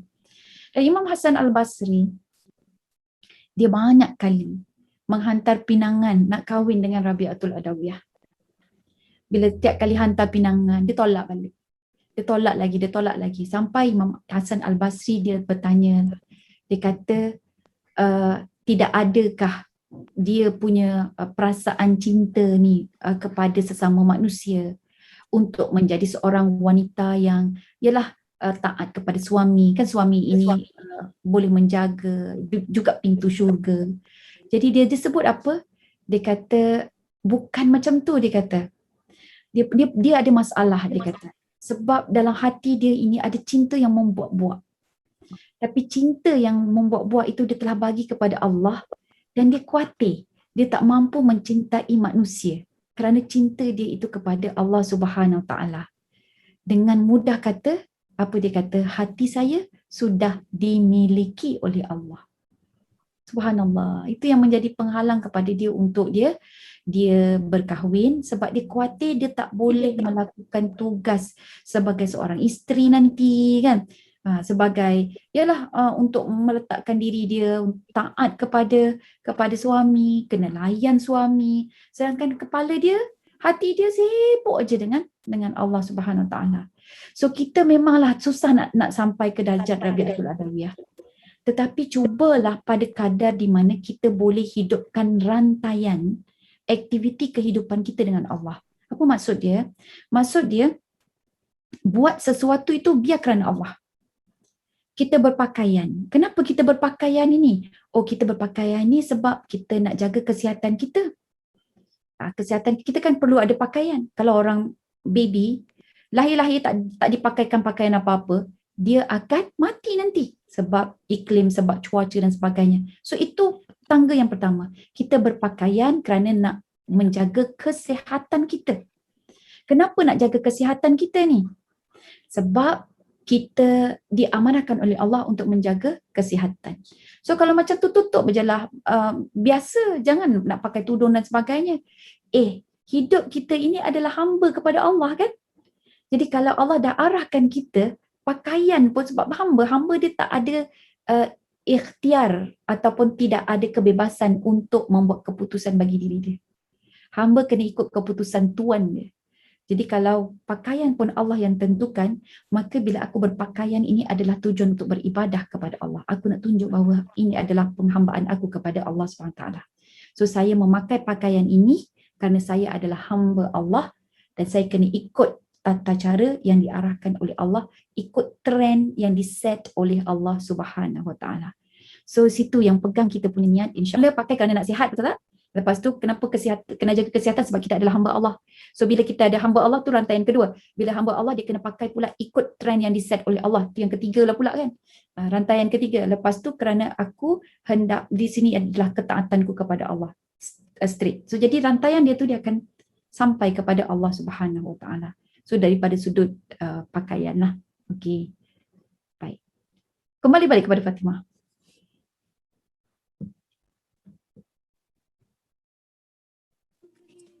Subhanallah Ustazah. Saya tertarik dengan satu kata-kata daripada Ustazah tadi, seperti yang saya sudah dimiliki oleh Allah. Satu ayat yang simple tapi sangat deep, sangat mendalam ayat. Okey Ustazah, kita teruskan ke soalan yang seterusnya. Ini soalan kedua terakhir Ustazah. Boleh saya teruskan? Boleh, silakan Fatimah. Jikalau seorang guru ataupun situasi lain seorang dewasa dan juga remaja muda, mak dan juga anak, apa komen Ustazah pada isu ini? Seorang guru dengan anak murid dia kan? Pelajar, ya, seorang pelajar. Okey. Pergaulan ini dalam istilah ulama terkini dia panggil ikhtilat, ya, percampuran, ya, pergaulan. Jadi bila kita dipanggil percampuran ikhtilat ini, hukum asal kita kena tengok hukum asal dia. Jadi apakah hukum asal? Sebab kalau urusan-urusan yang lain, hukum asalnya adalah harus. Al-aslu fil asya'i al-ibahah, ya. Asal usul kepada suatu hukum, benda-benda yang biasa, benda makanan dan sebagainya adalah harus hukumnya. Tetapi dia lain pada asal hukum pergaulan antara lelaki dengan perempuan. Asal hukum dia adalah haram. Dia jadi halal apabila ada dalil-dalil dan hujah-hujah dia. So, jadi halal waktu bila dia berkahwin. Jadi halal waktu bila dia nak belajar. Jadi halal waktu bila berurusan jual beli. Okey, halal waktu bila lagi halal apabila dia berkhidmat kepada masyarakat. Jadi dia perlu mesyuarat lah kan, sebagai ahli jawatan kuasa lah kan, sebagai nak memudahkan urusan, nak membina, membangunkan masyarakat. So itu boleh kita kategorikan benda-benda yang diharuskan. Asalnya adalah haram, tapi kemudian diharuskan kerana beberapa sebab. Maka kita ini tak kisahlah sama ada guru dengan anak murid dia, ataupun kita panggil jiran, tetangga, ataupun sepupu sendiri. So kalau dia nak bergaul, dia nak bergurau dan sebagainya, dia perlu jelas matlamatnya tu. Perlu jelas matlamatnya. Dan kita wanita kena tegas. Lelaki kita boleh, tapi sebab kita sekarang ni bercakap dengan wanita kan. Jadi wanita yang kena tegas. Kalau dengan lelaki pun perlu bertegas juga. Okay. So dia tidak ada had umur. Kalau contoh cikgu itu lebih tua, cikgu perempuan lah lebih tua, dan yang remaja itu adalah anak lelaki, ya. Hatta nama anak angkat pun tidak dibenarkan. Sebab tu dalam Islam anak angkat ini Nabi telah ditegur oleh Allah. Waktu dia nak ambil Zaid ibnu Harisah sebagai anak angkat Nabi, dinamakan kepada Zaid ibnu Muhammad, ya. Dan Allah tegur dalam ayat Al-Quran, saya tak ingat ayat apa, boleh je cari dekat Google, ya. Jadi ayat Al-Quran Allah tegur supaya namakan dia dengan nama bapa dia. Jadi habis tu anak angkat ni sekarang sistem adopted dan sebagainya, ya, itu sistem undang-undang yang ada. Tapi yang ada dalam Islam adalah anak susuan. Anak susuan. So kita kalau nakkan anak angkat boleh, tapi usahakan dia jadi anak susuan ke, anak saudara susuan ke, cucu susuan ke, ya. Okey. Mana-manalah yang boleh adik-beradik susuan ke. So kalau mak kita contohnya mengandung, kita nak anak kan. Jadi mak kita mengandung, melahirkan pula. Kita dapat ada adik bongsu yang masih ni lagi menyusu lagi kan. Kita nak ada anak dah, umur kita mungkin dah 25 tahun. Masa tu mak pula bersalin. Logik tak? Ada kan? Okey. Jadi kita bawa lah yang nak jadikan anak angkat tu tadi, susukan kepada mak kita. Dia akan jadi adik-beradik susu. No problem. Sebab tak ada masalah aurat dan sebagainya. Jadi Islam dah ajar dah. Kalau dulu jahiliah, angkat ini dia macam anak kandung. Boleh mewarisi harta pusaka bagai. Ya. Tapi kemudian telah dibetulkan balik oleh sistem Islam. Jadi benda itu tak betul. So bab angkat pun tidak boleh menjadi alasan untuk mengharuskan hubungan antara seorang lelaki dan juga seorang perempuan. Habis tu kalau cikgu dengan pelajar ni mana yang bolehnya? Bolehnya still kena ada syarat-syarat dia.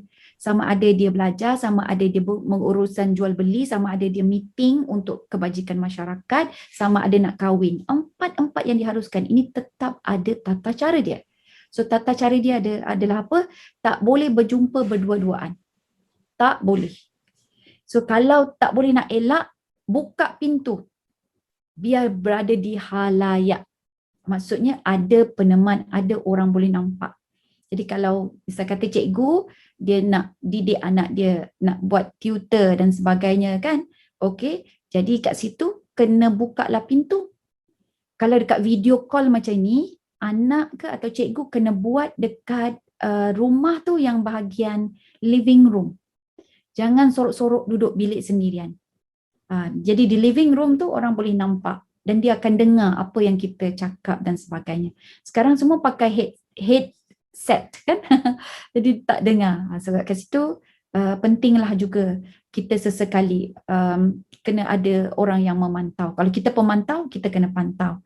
Tapi kalau kita sendiri, maka ingatlah Allah mencatat, Allah sedang melihat, kita sedang mendengar, Allah juga mendengar kan. Jadi itu ingatan sendiri-sendiri mau tahu, sendiri mau jaga.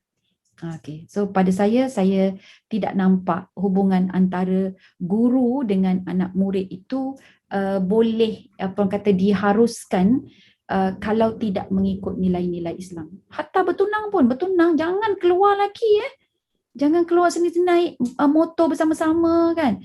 Naik berdua-berdua tak boleh lagi. Naik kereta ke tak boleh lagi. Naik boleh tapi mak dengan ayah kena ikut sekali. Kat situ ada panduan hadis lah. La yakhluwanna ahadukum bi imra'atin illa ma'aha dhi mahramin aw kama qala. Jadi tidak boleh seorang lelaki itu duduk berdua-dua dengan perempuan kecuali beserta dengan perempuan tersebut mahram dia. Jadi mahram dia kena ada. Jadi kalau nak keluar, nak dating ke apa ke, call dulu siapa?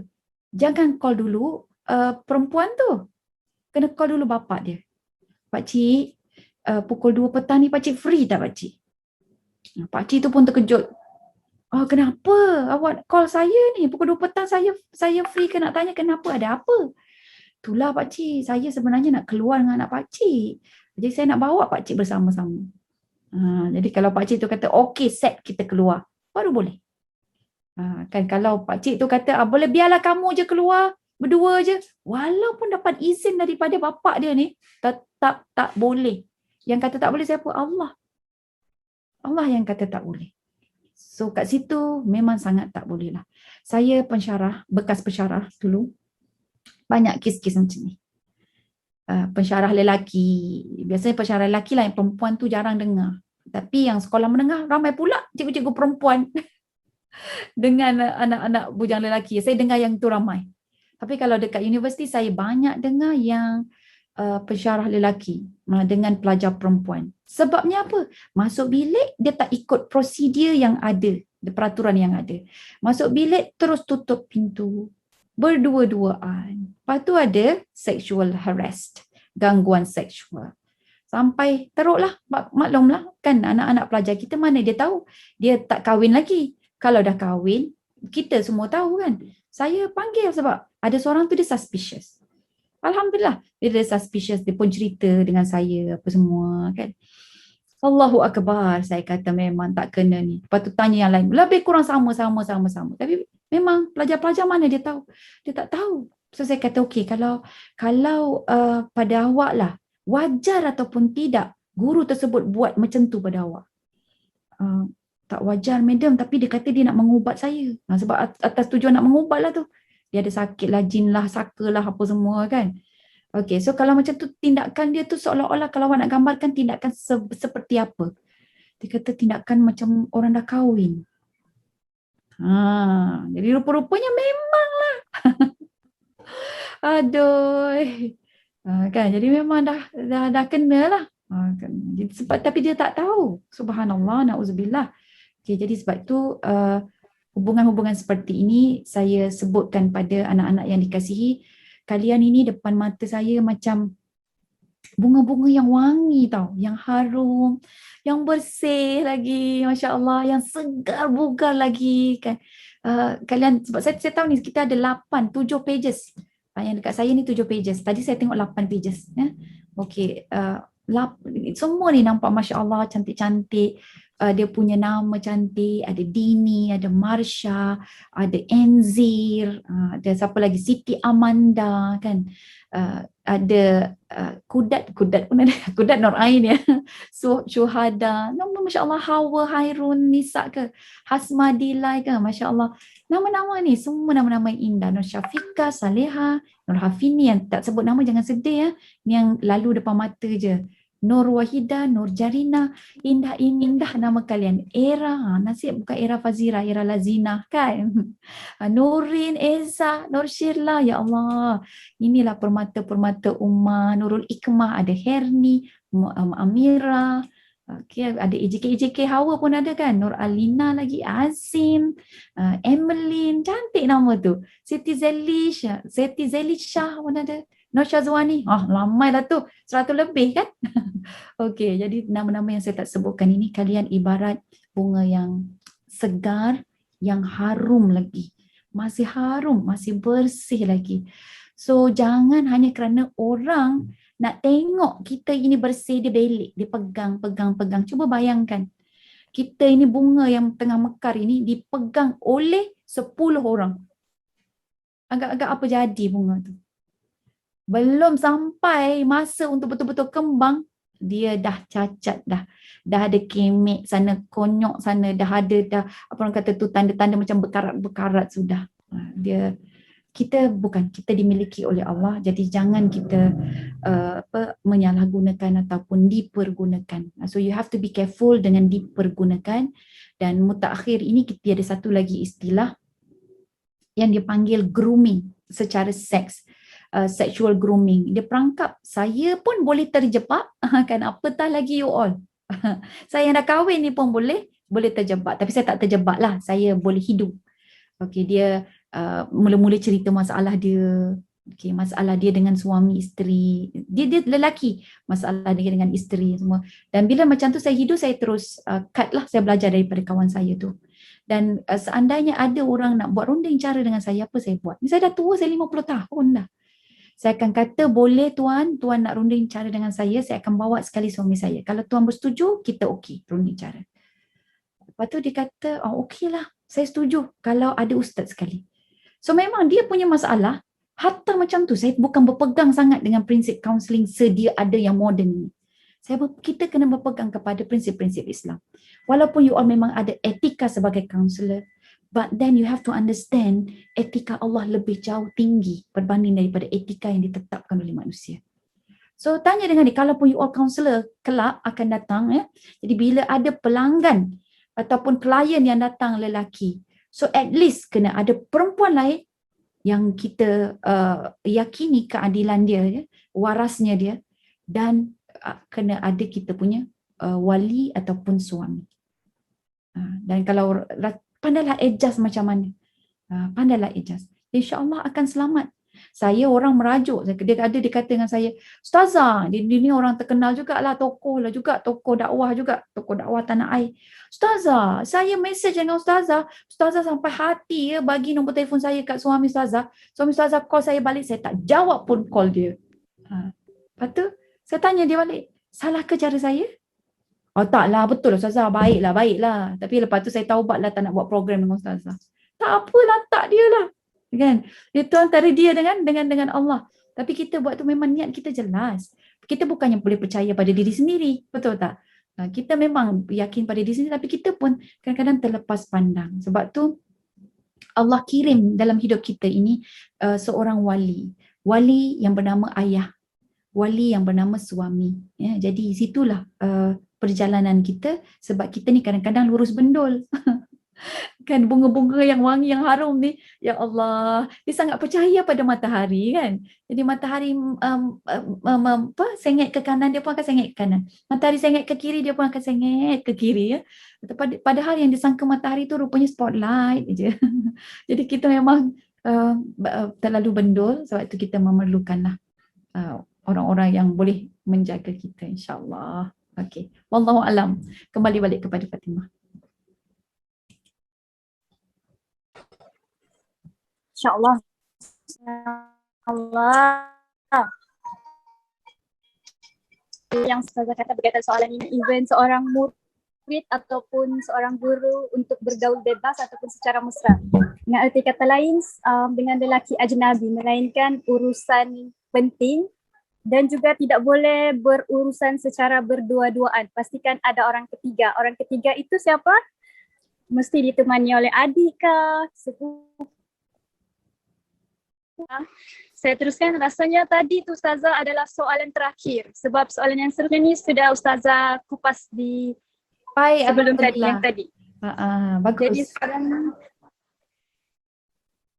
sekarang ni tibalah masanya untuk kita sesi soal jawab.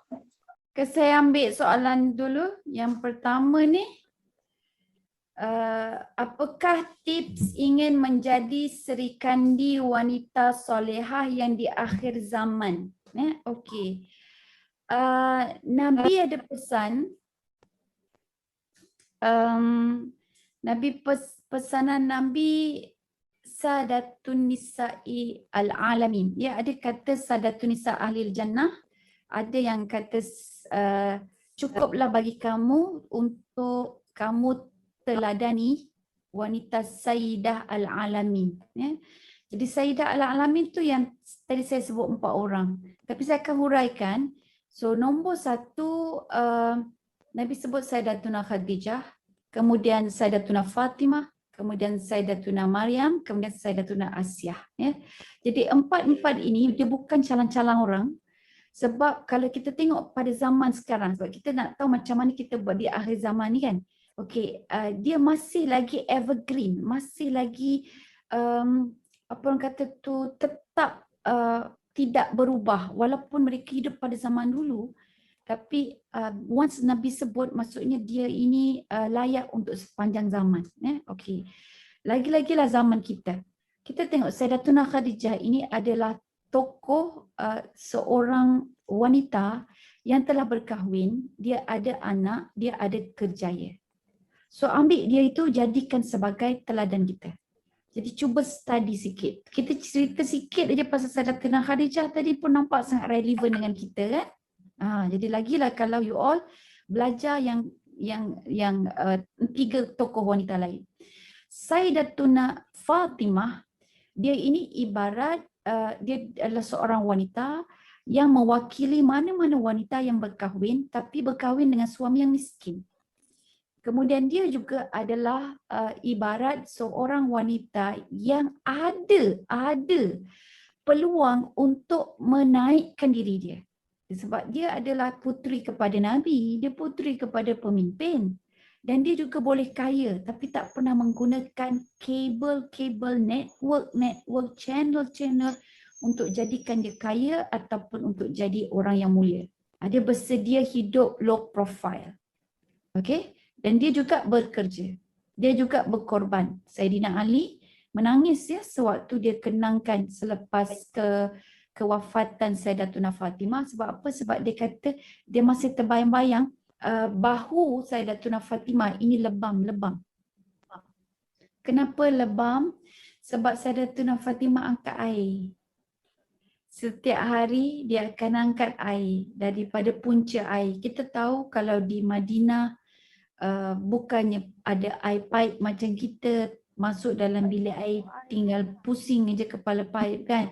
Zaman dulu mana ada lagi. Jadi orang kena angkat air tu. Kalau tepung, kita sekarang ni pergi ke kedai main tunjuk je. Tepung kilo cap apa, cap lili ke, cap sau ke, cap apa kan. Suka hati kita kan, kita boleh tunjuk. Tapi zaman tu tak boleh. You kena kisar sendiri. Buat kilang sendirilah seolah-olah macam tu. Kan? Jadi di situ menunjukkan bahawa Sayyidatuna Fatimah adalah lambang. Kalau you all kuat kerja ke, dapat suami pasangan miskin ke, selalulah bayangkan Sayyidatuna Fatimah. Jadi kat situ baru ada kekuatan dan kita tahu macam mana nak bawa diri kita di akhir zaman ini. Ya? Kualiti tetap kena ada. Kualiti yang itu kita bawa tapi di akhir zaman. Sayyidatuna Maryam, dia adalah lambang wanita yang tak berkahwin. Dan dia juga adalah lambang wanita yang duduk dekat dalam bidang di mana tidak ada lelaki, tidak ada perempuan lain selain dia. Dialah satu-satunya perempuan, yang lain semua dalam bidang ilmu waktu itu adalah lelaki. Tapi dia jadi seorang perempuan. Daripada sudut itu dia tidak pula sibuk kan, sedih sebab dia tak kahwin ke apa, tak ada. Sebab dia tahu dia adalah dimiliki oleh Allah kan. Masya Allah, perjuangan dia sangat luar biasa. Dan kita lihat bagaimana dia boleh menyelamatkan Nabi Isa, melindungi Nabi Isa AS, membesarkan Nabi Isa AS. So jadi yang di situ kita belajar, walaupun kita tidak berkahwin, tetapi bagi wanita ini kelebihan yang Allah berikan adalah membangunkan generasi, memberi semangat, memberi motivasi, inspirasi untuk orang lain ke depan. Bukan dia sahaja ke depan. Once dia bagi orang ke depan, dia juga akan boleh ke hadapan. Dan Sayyidatuna Asiyah adalah lambang kepada wanita yang berkahwin, wanita yang mempunyai pangkat, wanita yang mempunyai kekayaan, ya, tetapi dapat suami yang zalim. Suami yang dianiaya dan sebagainya. Ya. Jadi di situ terletaknya keteguhan, prinsip, kesabaran, ya, semangat dia kan. Jadi kita nampak Masya Allah dalam satu bumbung tu, rumah tangga ini, daripada bumbung yang sama adanya munculnya Fir'aun yang dimurkai oleh Allah. Daripada bumbung yang sama adanya Sayyidatuna Asiyah yang menjadi penghulu wanita syurga. Subhanallah. Itulah kekuasaan Allah Subhanahu wa Ta'ala. So boleh bawa benda tu, cerita itu, dalami tokoh-tokoh ini, kemudian jadikan kekuatan pada kita di akhir zaman inilah. Okey. Baik. Seterusnya Fatimah, boleh kita ni teruskan. Guru dan murid yang sama jenis ya Fatimah. Saya bacalah soalan ni. Okey, guru dan murid yang sama jenis. Baik. Kerana pada akhir zaman ini, Allahu Akbar, LGBT berleluasa. Pada zaman saya LGBT belum sangat lagi. Tapi pada sekarang ini LGBT seolah-olah telah diiktiraf. Siapa nama adik Herni tu? Muka dia sangat comel. Dia tengok tu.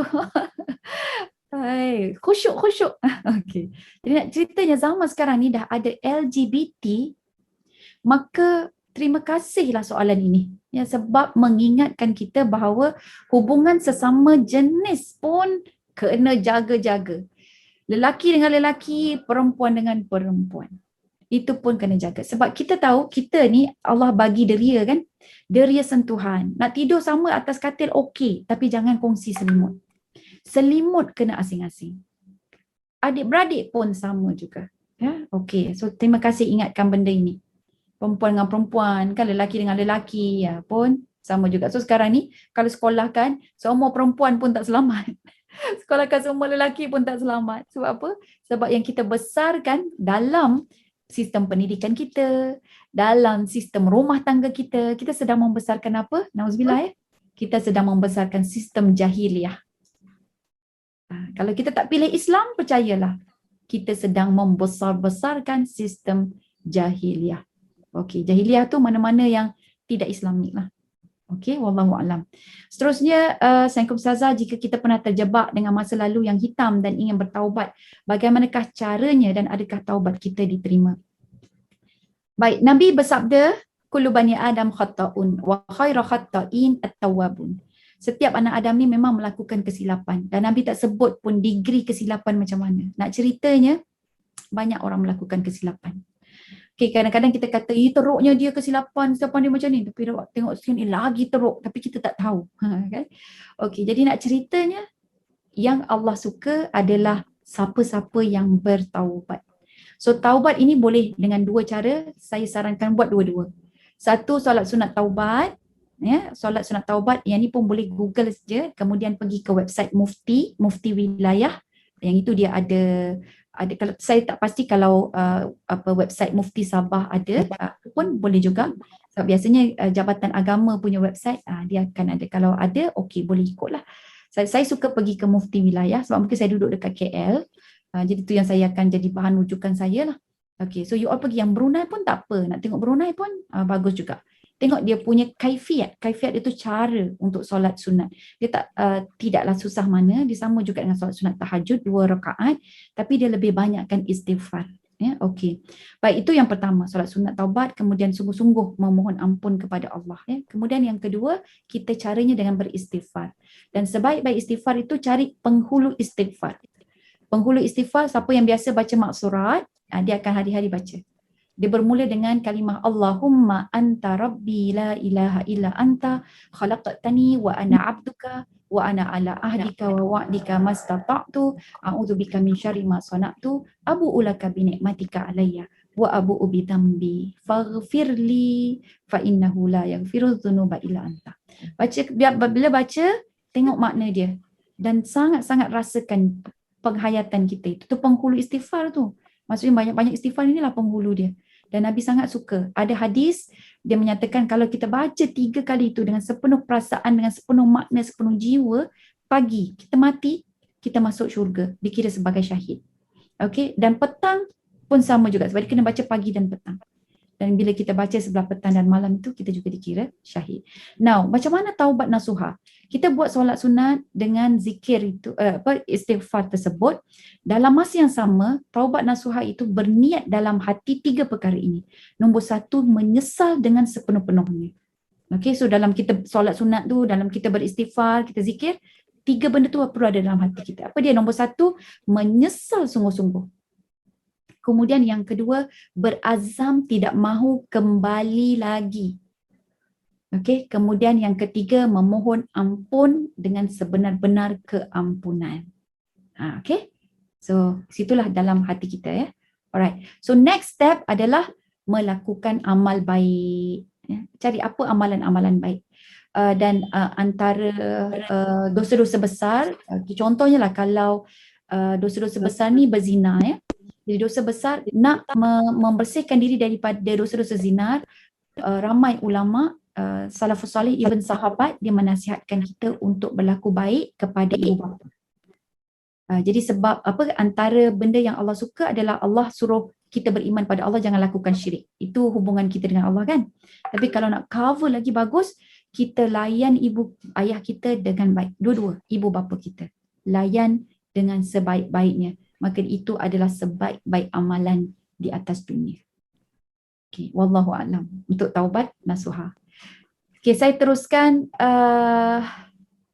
Baik. Assalamualaikum warahmatullahi wabarakatuh. Ustazah, bagaimana kita mengelakkan diri daripada golongan ruwaibidah? So, jangan rapat dengan golongan ruwaibidah ni. Golongan ruwaibidah ni golongan yang suka rebel. Ya? Jadi kita dekatkan diri kita dengan orang-orang yang taat. Kerana siapa diri kita, dia tengok pula kawan-kawan kita.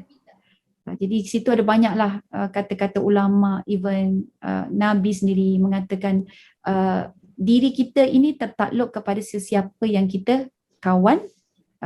Agama kita pun tertakluk kepada siapa yang kita kawan. Siapa diri kita pun dia merujuk kepada siapa yang kita kawan. Maka pilihlah dengan siapa kamu berkawan. Ya, jadi jangan berkawan dengan golongan ruwaibidah kalau tak kuat.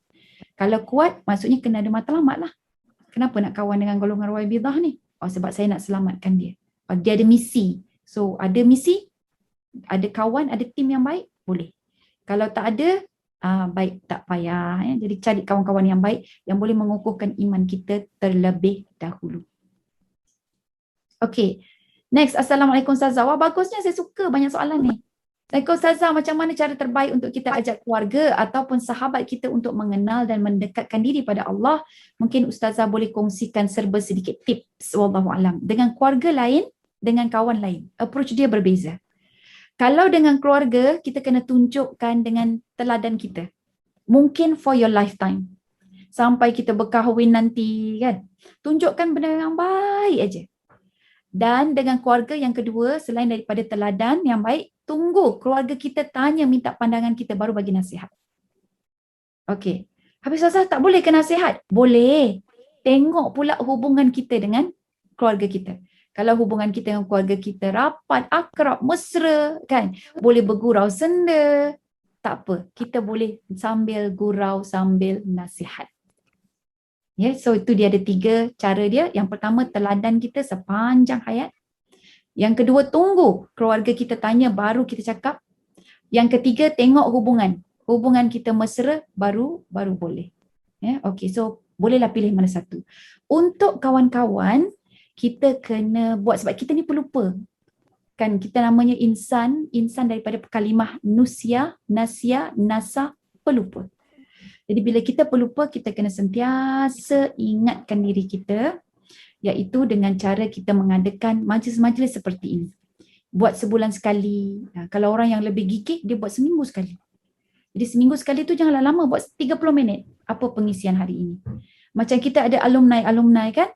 Jadi saya suka kawan-kawan saya alumni ni, dia record 5 minit tazkirah. Kawan-kawan, hari ni sudah meningkat lagi usia kita sehari. Ada yang hari ini birthday, happy birthday to you. Dia pergi rakam tu. Happy birthday to you. Tak tahulah kan kita ini hari ini ke besok ke Allah akan panggil kita. Lepas tu diingatkan kawan-kawan kita yang lepas siapa nama dia sebut, seorang-seorang nama dia dah pergi mendahului kita. Kita ni tak tahulah beratur dah dapat nombor yang keberapa kan kawan-kawan. Sayyidatina Aisyah pernah meriwayatkan sebuah hadis begini-gini kan. Jadi kita kadang sambil memandu, sambil dengar, tersentuh. Jadi macam itulah dengan sahabat. Al-ittihadu asasun najah. Jadi al-ittihad, bila kamu bersatu, asas merupakan satu asas untuk kita berjaya. Dan bila kita nak berjaya di dunia dengan akhirat, kita kena kembali balik kepada Allah Subhanahu Wa Taala. So itu yang akan banyak mengingatkan kita.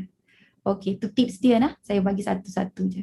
Next, Assalamualaikum Ustazah. Bagaimanakah caranya kita boleh membina satu sikap dalam diri kita agar hati sentiasa merasa yang kita ini hidup di dalam sebuah perjuangan?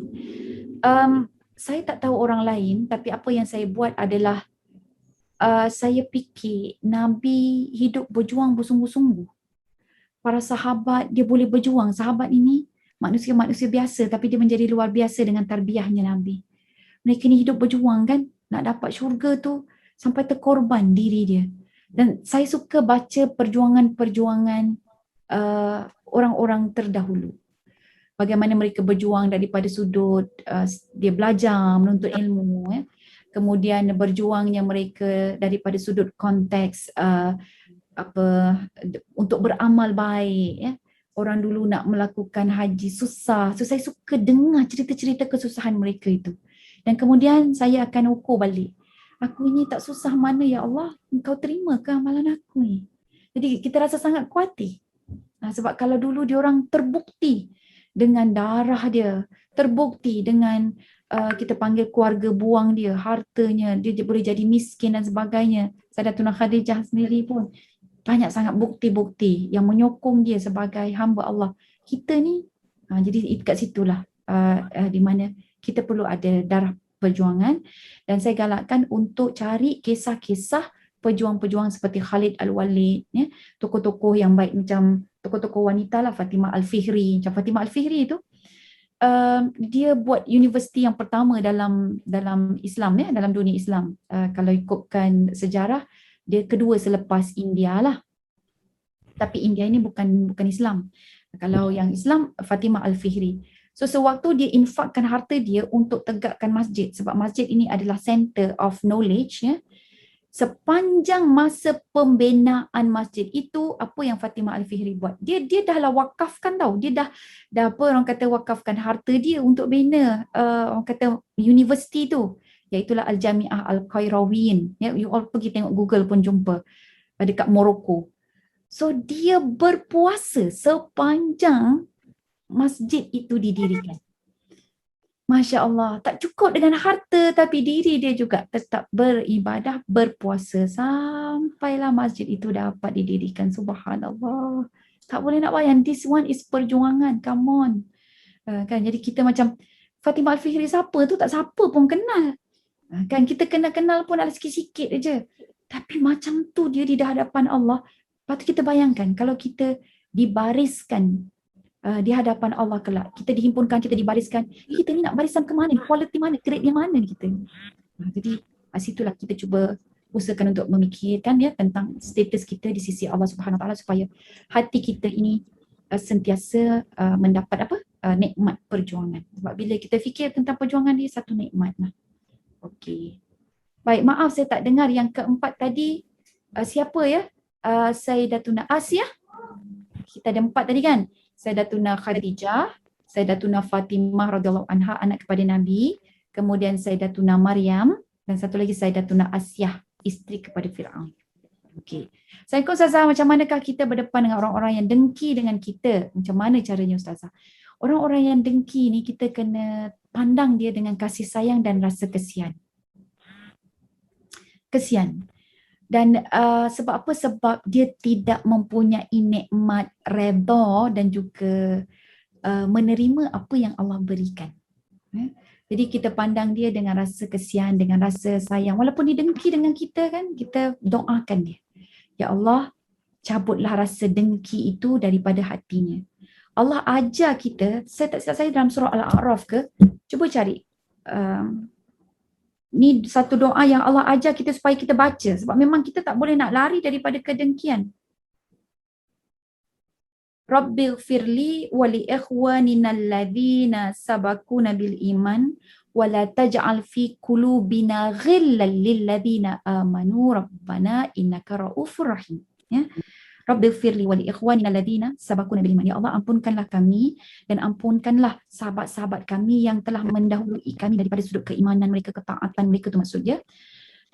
Wala taj'al fi qulubina, jangan jadikan dalam hati kami ini ghillah. Ghillah tu macam penyangkut. Ghillah tu dia macam dia sangkut, ada satu benda yang memenjarakan diri kita, kedengkian, hasad. Itulah dia. Sebab dia menggari kita, dia tak membebaskan kita, dia mengongkong kita. Ghillan lilladzina amanu, supaya tidak ada hasad dengki kita kepada orang-orang yang beriman. Jadi kat situ kita minta perlindungan daripada Allah. Cuba cari doa lindung daripada hasad. Okay. So boleh bacakan doa itu, niatkan untuk diri dia. Hasad dengki ya. Doa elak daripada, ini daripada Jabatan Agama Islam Perak. Dia kongsikan surah Al-Hashr ayat 10. Rabbana ighfir lana wa li ikhwanina alladhina sabaquna bil iman wa la taj'al fi qulubina ghillan lil ladzina amanu rabbana innaka ra'ufur rahim. Wahai Tuhan kami, ampunkanlah dosa kami dan dosa saudara-saudara kami. Dia mendahului kita dalam ketaatan kepada Allah. Mungkin ukuran kita solat dengan dia solat, dia lebih dulu solat daripada kita. Jadi kita doakan semua. Kita minta Allah ampunkan semua. Ya? Okay. Jangan jadikan ada perasaan hasad dengki dan dendam dalam hati kami terhadap orang-orang yang beriman. Rabbana, wahai Tuhan kami, innaka, sesungguhnya engkau ra'ufun, melimpah belas kasihan. Sebab tu kita kena pinjam sifat Allah, akan nyatakan siapa dia dalam Asmaul Husnanya. Dia sebut ra'ufur rahim. Maksudnya adalah orang yang dia macam kurang diberi perhatian dan kurang kasihan. Jadi so kalau kita faham ni kalimah Allah sebut ra'ufur rahim, dia macam Allah limpah merasa dengki, sebab menandakan bahawa kita ni kurang perhatian, kita ni kurang kasih sayang, kurang lah, yang tu akan boleh membantu kita daripada rasa dengki. So kalau kawan kita dengki, tolong doakan dia. Ya? Okey. Sebab dengki ni dalam hati, dia masalah, dia dah berkawan dengan syaitan. Syaitan dia yang dengki dengan kita. Kan? Dia dengki dengan anak Adam tu. Sebab kita dijadikan daripada tanah, pada dia hina dah. Aku ni yang selayaknya patut jadi khalifah Allah. Kenapa Allah tak nak pilih aku? Kenapa aku tetap jadi iblis? Dia katakan, aku lebih baik daripada dia. Ya Allah, aku lebih layak untuk. Dan dia pandang hina. So dengki ni terjadi bila dia memandang hina. So kita kesianlah pada dia. Sebab yang patut pandang hina adalah Allah. Tapi kenapa dia boleh pandang hina pada orang lain. Okey. Assalamualaikum Ustazah, saya mu'alaf, saya kurang ilmu dalam agama tetapi saya tetap berusaha menjadi wanita solehah. Bagaimana untuk saya membawa keluarga saya termasuk suami saya untuk ke jalan Allah? So kalau keluarga je, saya nasihatkan buat 3 cara tu tadi.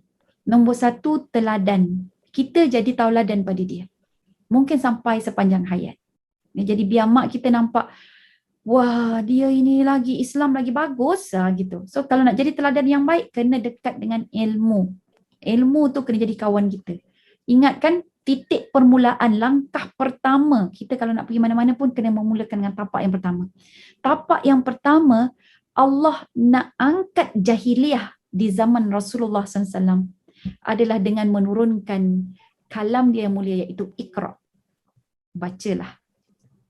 Jadi kita ambil semangat Iqra itu, tapi jangan bukan baca sesuka hati kita baca macam-macam, baca apa, majalah mingguan lah, itulah inilah yang sia-sia. Iqra sambut dengan Bismi Rabbikal ladzi khalaq. Bacalah dengan nama Tuhanmu yang menciptakan. Meaning to say, kalau kita nak baca, ambil maklumat-maklumat yang boleh membantu kita untuk menjadikan diri kita ini tahu hakikat ataupun mencapai matlamat kenapa kita diciptakan. Sebab kita makhluk kan, Allah ciptakan kita. So Allah suruh kita baca atas nama Allah yang menciptakan kita.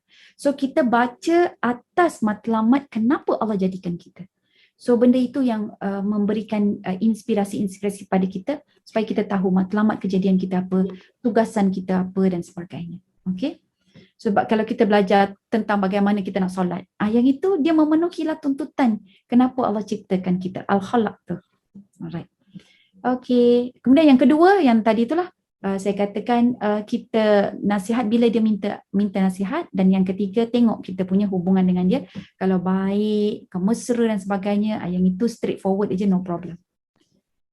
Baik, next. Assalamualaikum Ustazah, saya ada sedikit kekeliruan tentang konsep adik-beradik susuan. Okey. Adakah akan dikira sebagai adik-beradik susuan hanya bila mereka sama agama sahaja? Dan macam mana kalau berlainan agama? Contohnya baby yang bukan Muslim disusukan ibu seseorang yang Muslim, adakah mereka dikira adik-beradik susuan? Okey, adik-beradik susuan dia menjangkau kepada orang yang bukan Islam sekali. Jadi kalaulah kita baby Muslim, saya ada kawan saya India, dan India ini dia bukan Muslim.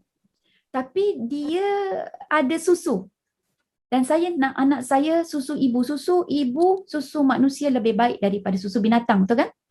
So kita punya ikhtiar, pertama cari ibu susu Islam. Misal kata susah nak dapat, leceh, payah dan sebagainya, tak dapat, kita cari yang bukan Islam. Harus hukum dia. Jadi kita boleh, dan dia akan jadi ibu susu kepada anak kita. Islam lagi. Jadi ibu dia, ibu susu tu, kemudian suami kepada, kita panggil Ani ke, dia adalah adik-beradik susu anak kita. Sebut India ni pun adalah atuk nenek kepada anak kita. Dia orang ni adalah adik-beradik susuan yang bukan Islam lah. Okey, jelas ya? Baik. Alhamdulillah, terima kasih Ustazah. Bagus. Assalamualaikum Ustazah, seseorang mengalami sakit yang tidak sembuhkan oleh Allah. Okey, Nur Amirah kena ambil cerita Nabi Ayub yang dia menurut riwayat sakit. Ya, okey, dia hidup 70 tahun tapi kemudian dia lebihkan, dia jadikan kita sabar. Sebab kita ni akan syukur. Dapat susah, guna cepat-cepat, tukar je. Apa tu je. Kita punya pilihan dia ini. Kita nak jadi orang yang sabar, not best, happy, manjang, syukur. Kalau sedih, dan orang-orang yang luar dia bersyukur pada saat dia boleh bersyukur, boleh disyukur. Sabar, syukur, sabar. Kan sebab Allah bagi kita ujian ini, di kalangan kamu ini yang ahsan amala. Ahsan ni maksudnya best sangat. Yang paling top lah. Apa yang topnya tu? Amalan dia. Kita tak boleh nak kata semua orang merungut ini, dia wali ini dia pun merungut. Kemudian sahabat dia datang. Sekiranya dia mengeluh-ngeluh. Sebab Allah, kan? Jadi dia ni wali, hamba Allah, seandainya dia tidak mampu menikmati kelazatan ujian dari Allah. So ujian Allah tu dia rasa nikmat, lazat. Maksud bila dia sebut ya Allah, dia rupanya bukannya mengeluh, dia rupanya sedang merasai lazatnya itu. Feel the rain, feel the kita rasa macam teruja. Itu. Next adalah dia ada banyak hadis, dia lebih dekat pada dia, Allah lebih sayang pada dia. Sahabat dengan lelaki penghijrahan. Jadi persoalan saya bagaimana ingin menjaga ikhtilat kan, tetapi serba salah sebab banyak membantu dalam proses hijrah. Okey, kita tanya pada kawan lelaki kita tu, tolong kenalkan dengan kita kawan-kawan perempuan yang boleh membimbing kita. Jadi kita macam bagi satu alasan untuk kita tak lepas daripada dia lah, sebab ialah kita terhutang budi kan. Takut terhutang budi mula-mula, lepas tu tergadah budi, na'udzubillah kan. Orang lelaki mana kita tahu kan. Okay? Jadi kita minta dia suggest pada kita nama-nama perempuan yang baik lah. Dan masa tu kita kena kuat azam kita, sebab dia antara kita tak nak kecilkan hati orang, dan kita tak nak kecilkan hati Allah tu, tak boleh nak sifatkannya. Allah akan jadi betapa agungnya Allah. Allah apa kata Ar-Razzaq, Allah Ra'uf, ya, Allah Al-Matin. Jadi itu sifat-sifat Allah yang kita tahu. Jadi kita tak nak merosakkan hubungan kita dengan Allah. Adakah kita sanggup menyakiti Allah? Begitulah mendapat kemurkaan Allah. Kita kemurkaan Allah. Yang itu salah. So biarlah kita kena bagi semangat pada diri sendiri. Ustazah kan ni kena sampaikan ustazah sebagainya. So you RM75 harga yang ditulis di sini. Okay, RM75. Kalau Sabah Sarawak RM78 katanya, tapi kita jual RM75. Masuk Sabah Sarawak tinggal tengok cover dia punya apa kata tu post lah. Kan. Tapi kalau tulis Hawa, saya nak umumkan you all beli RM70 lah dengan saya. Tapi kena tulis kat situ Hawa. Okay, InsyaAllah saya akan bagi tahu pada staff saya. Bagi kami dalam pukul 12.30. Selepas 12.30 you all boleh belilah. Ya. Jadi harga dia RM70 harga buku, dengan nanti cuma tambah lagi harga post tu, saya tak pasti. Ustaz, boleh tak wanita dambak syurga kita jual RM70, RM70? Cover lagi RM10 je, jadi diorang bayar RM80. So harga post. Tapi tulis apa tu, catatan Hawa yang hanya khas untuk Hawa yang dikasihi. Okey. Boleh insya-Allah. Okay. Yang ini pada saya anak-anak saya wajibkan setiap seorang satu rumah satu ya. Okey. So nak pergi mana? Bagi nombor phone. Okey, Ustaz kata senang nombor phone, sebab kalau 011 3501 5403. Okey, 011 3501 54. Dia punya PIC, person in charge, nama dia Wardah. Okey. 011 3501 boleh in charge. Terima kasih, masya-Allah. So RM80 saja ya. Okey, RM80. Tulis situ Hawa. H-A-W-A. Baik, kalau tak harga dia 12 campur 78, 90.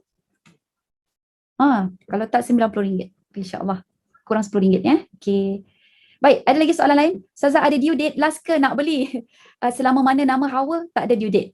Tapi tulis tahu Hawa ya, H-A-W-A. Boleh? Okey, sebab kalian sangat bermakna, subhanallah, special. InsyaAllah. Okey, kembali pada Fatimah. Masya-Allah, terima kasih Ustazah atas pengurangan harga buku tadi. Semoga wanita-wanita yang join ni beli buku ya. Dengan jangan lupa letak Hawa. Lepas tu ada satu lagi buku, Fatimah. Apa Ustazah, artinya saya menganut Islam?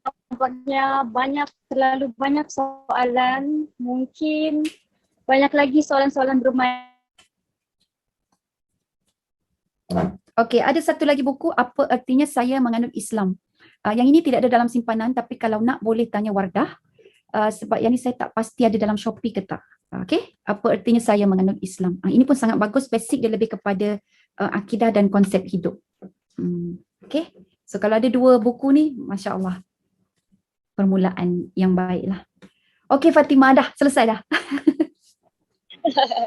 Okey, dah selesai dah. Semoga ada orang belilah ya. Okey. InsyaAllah.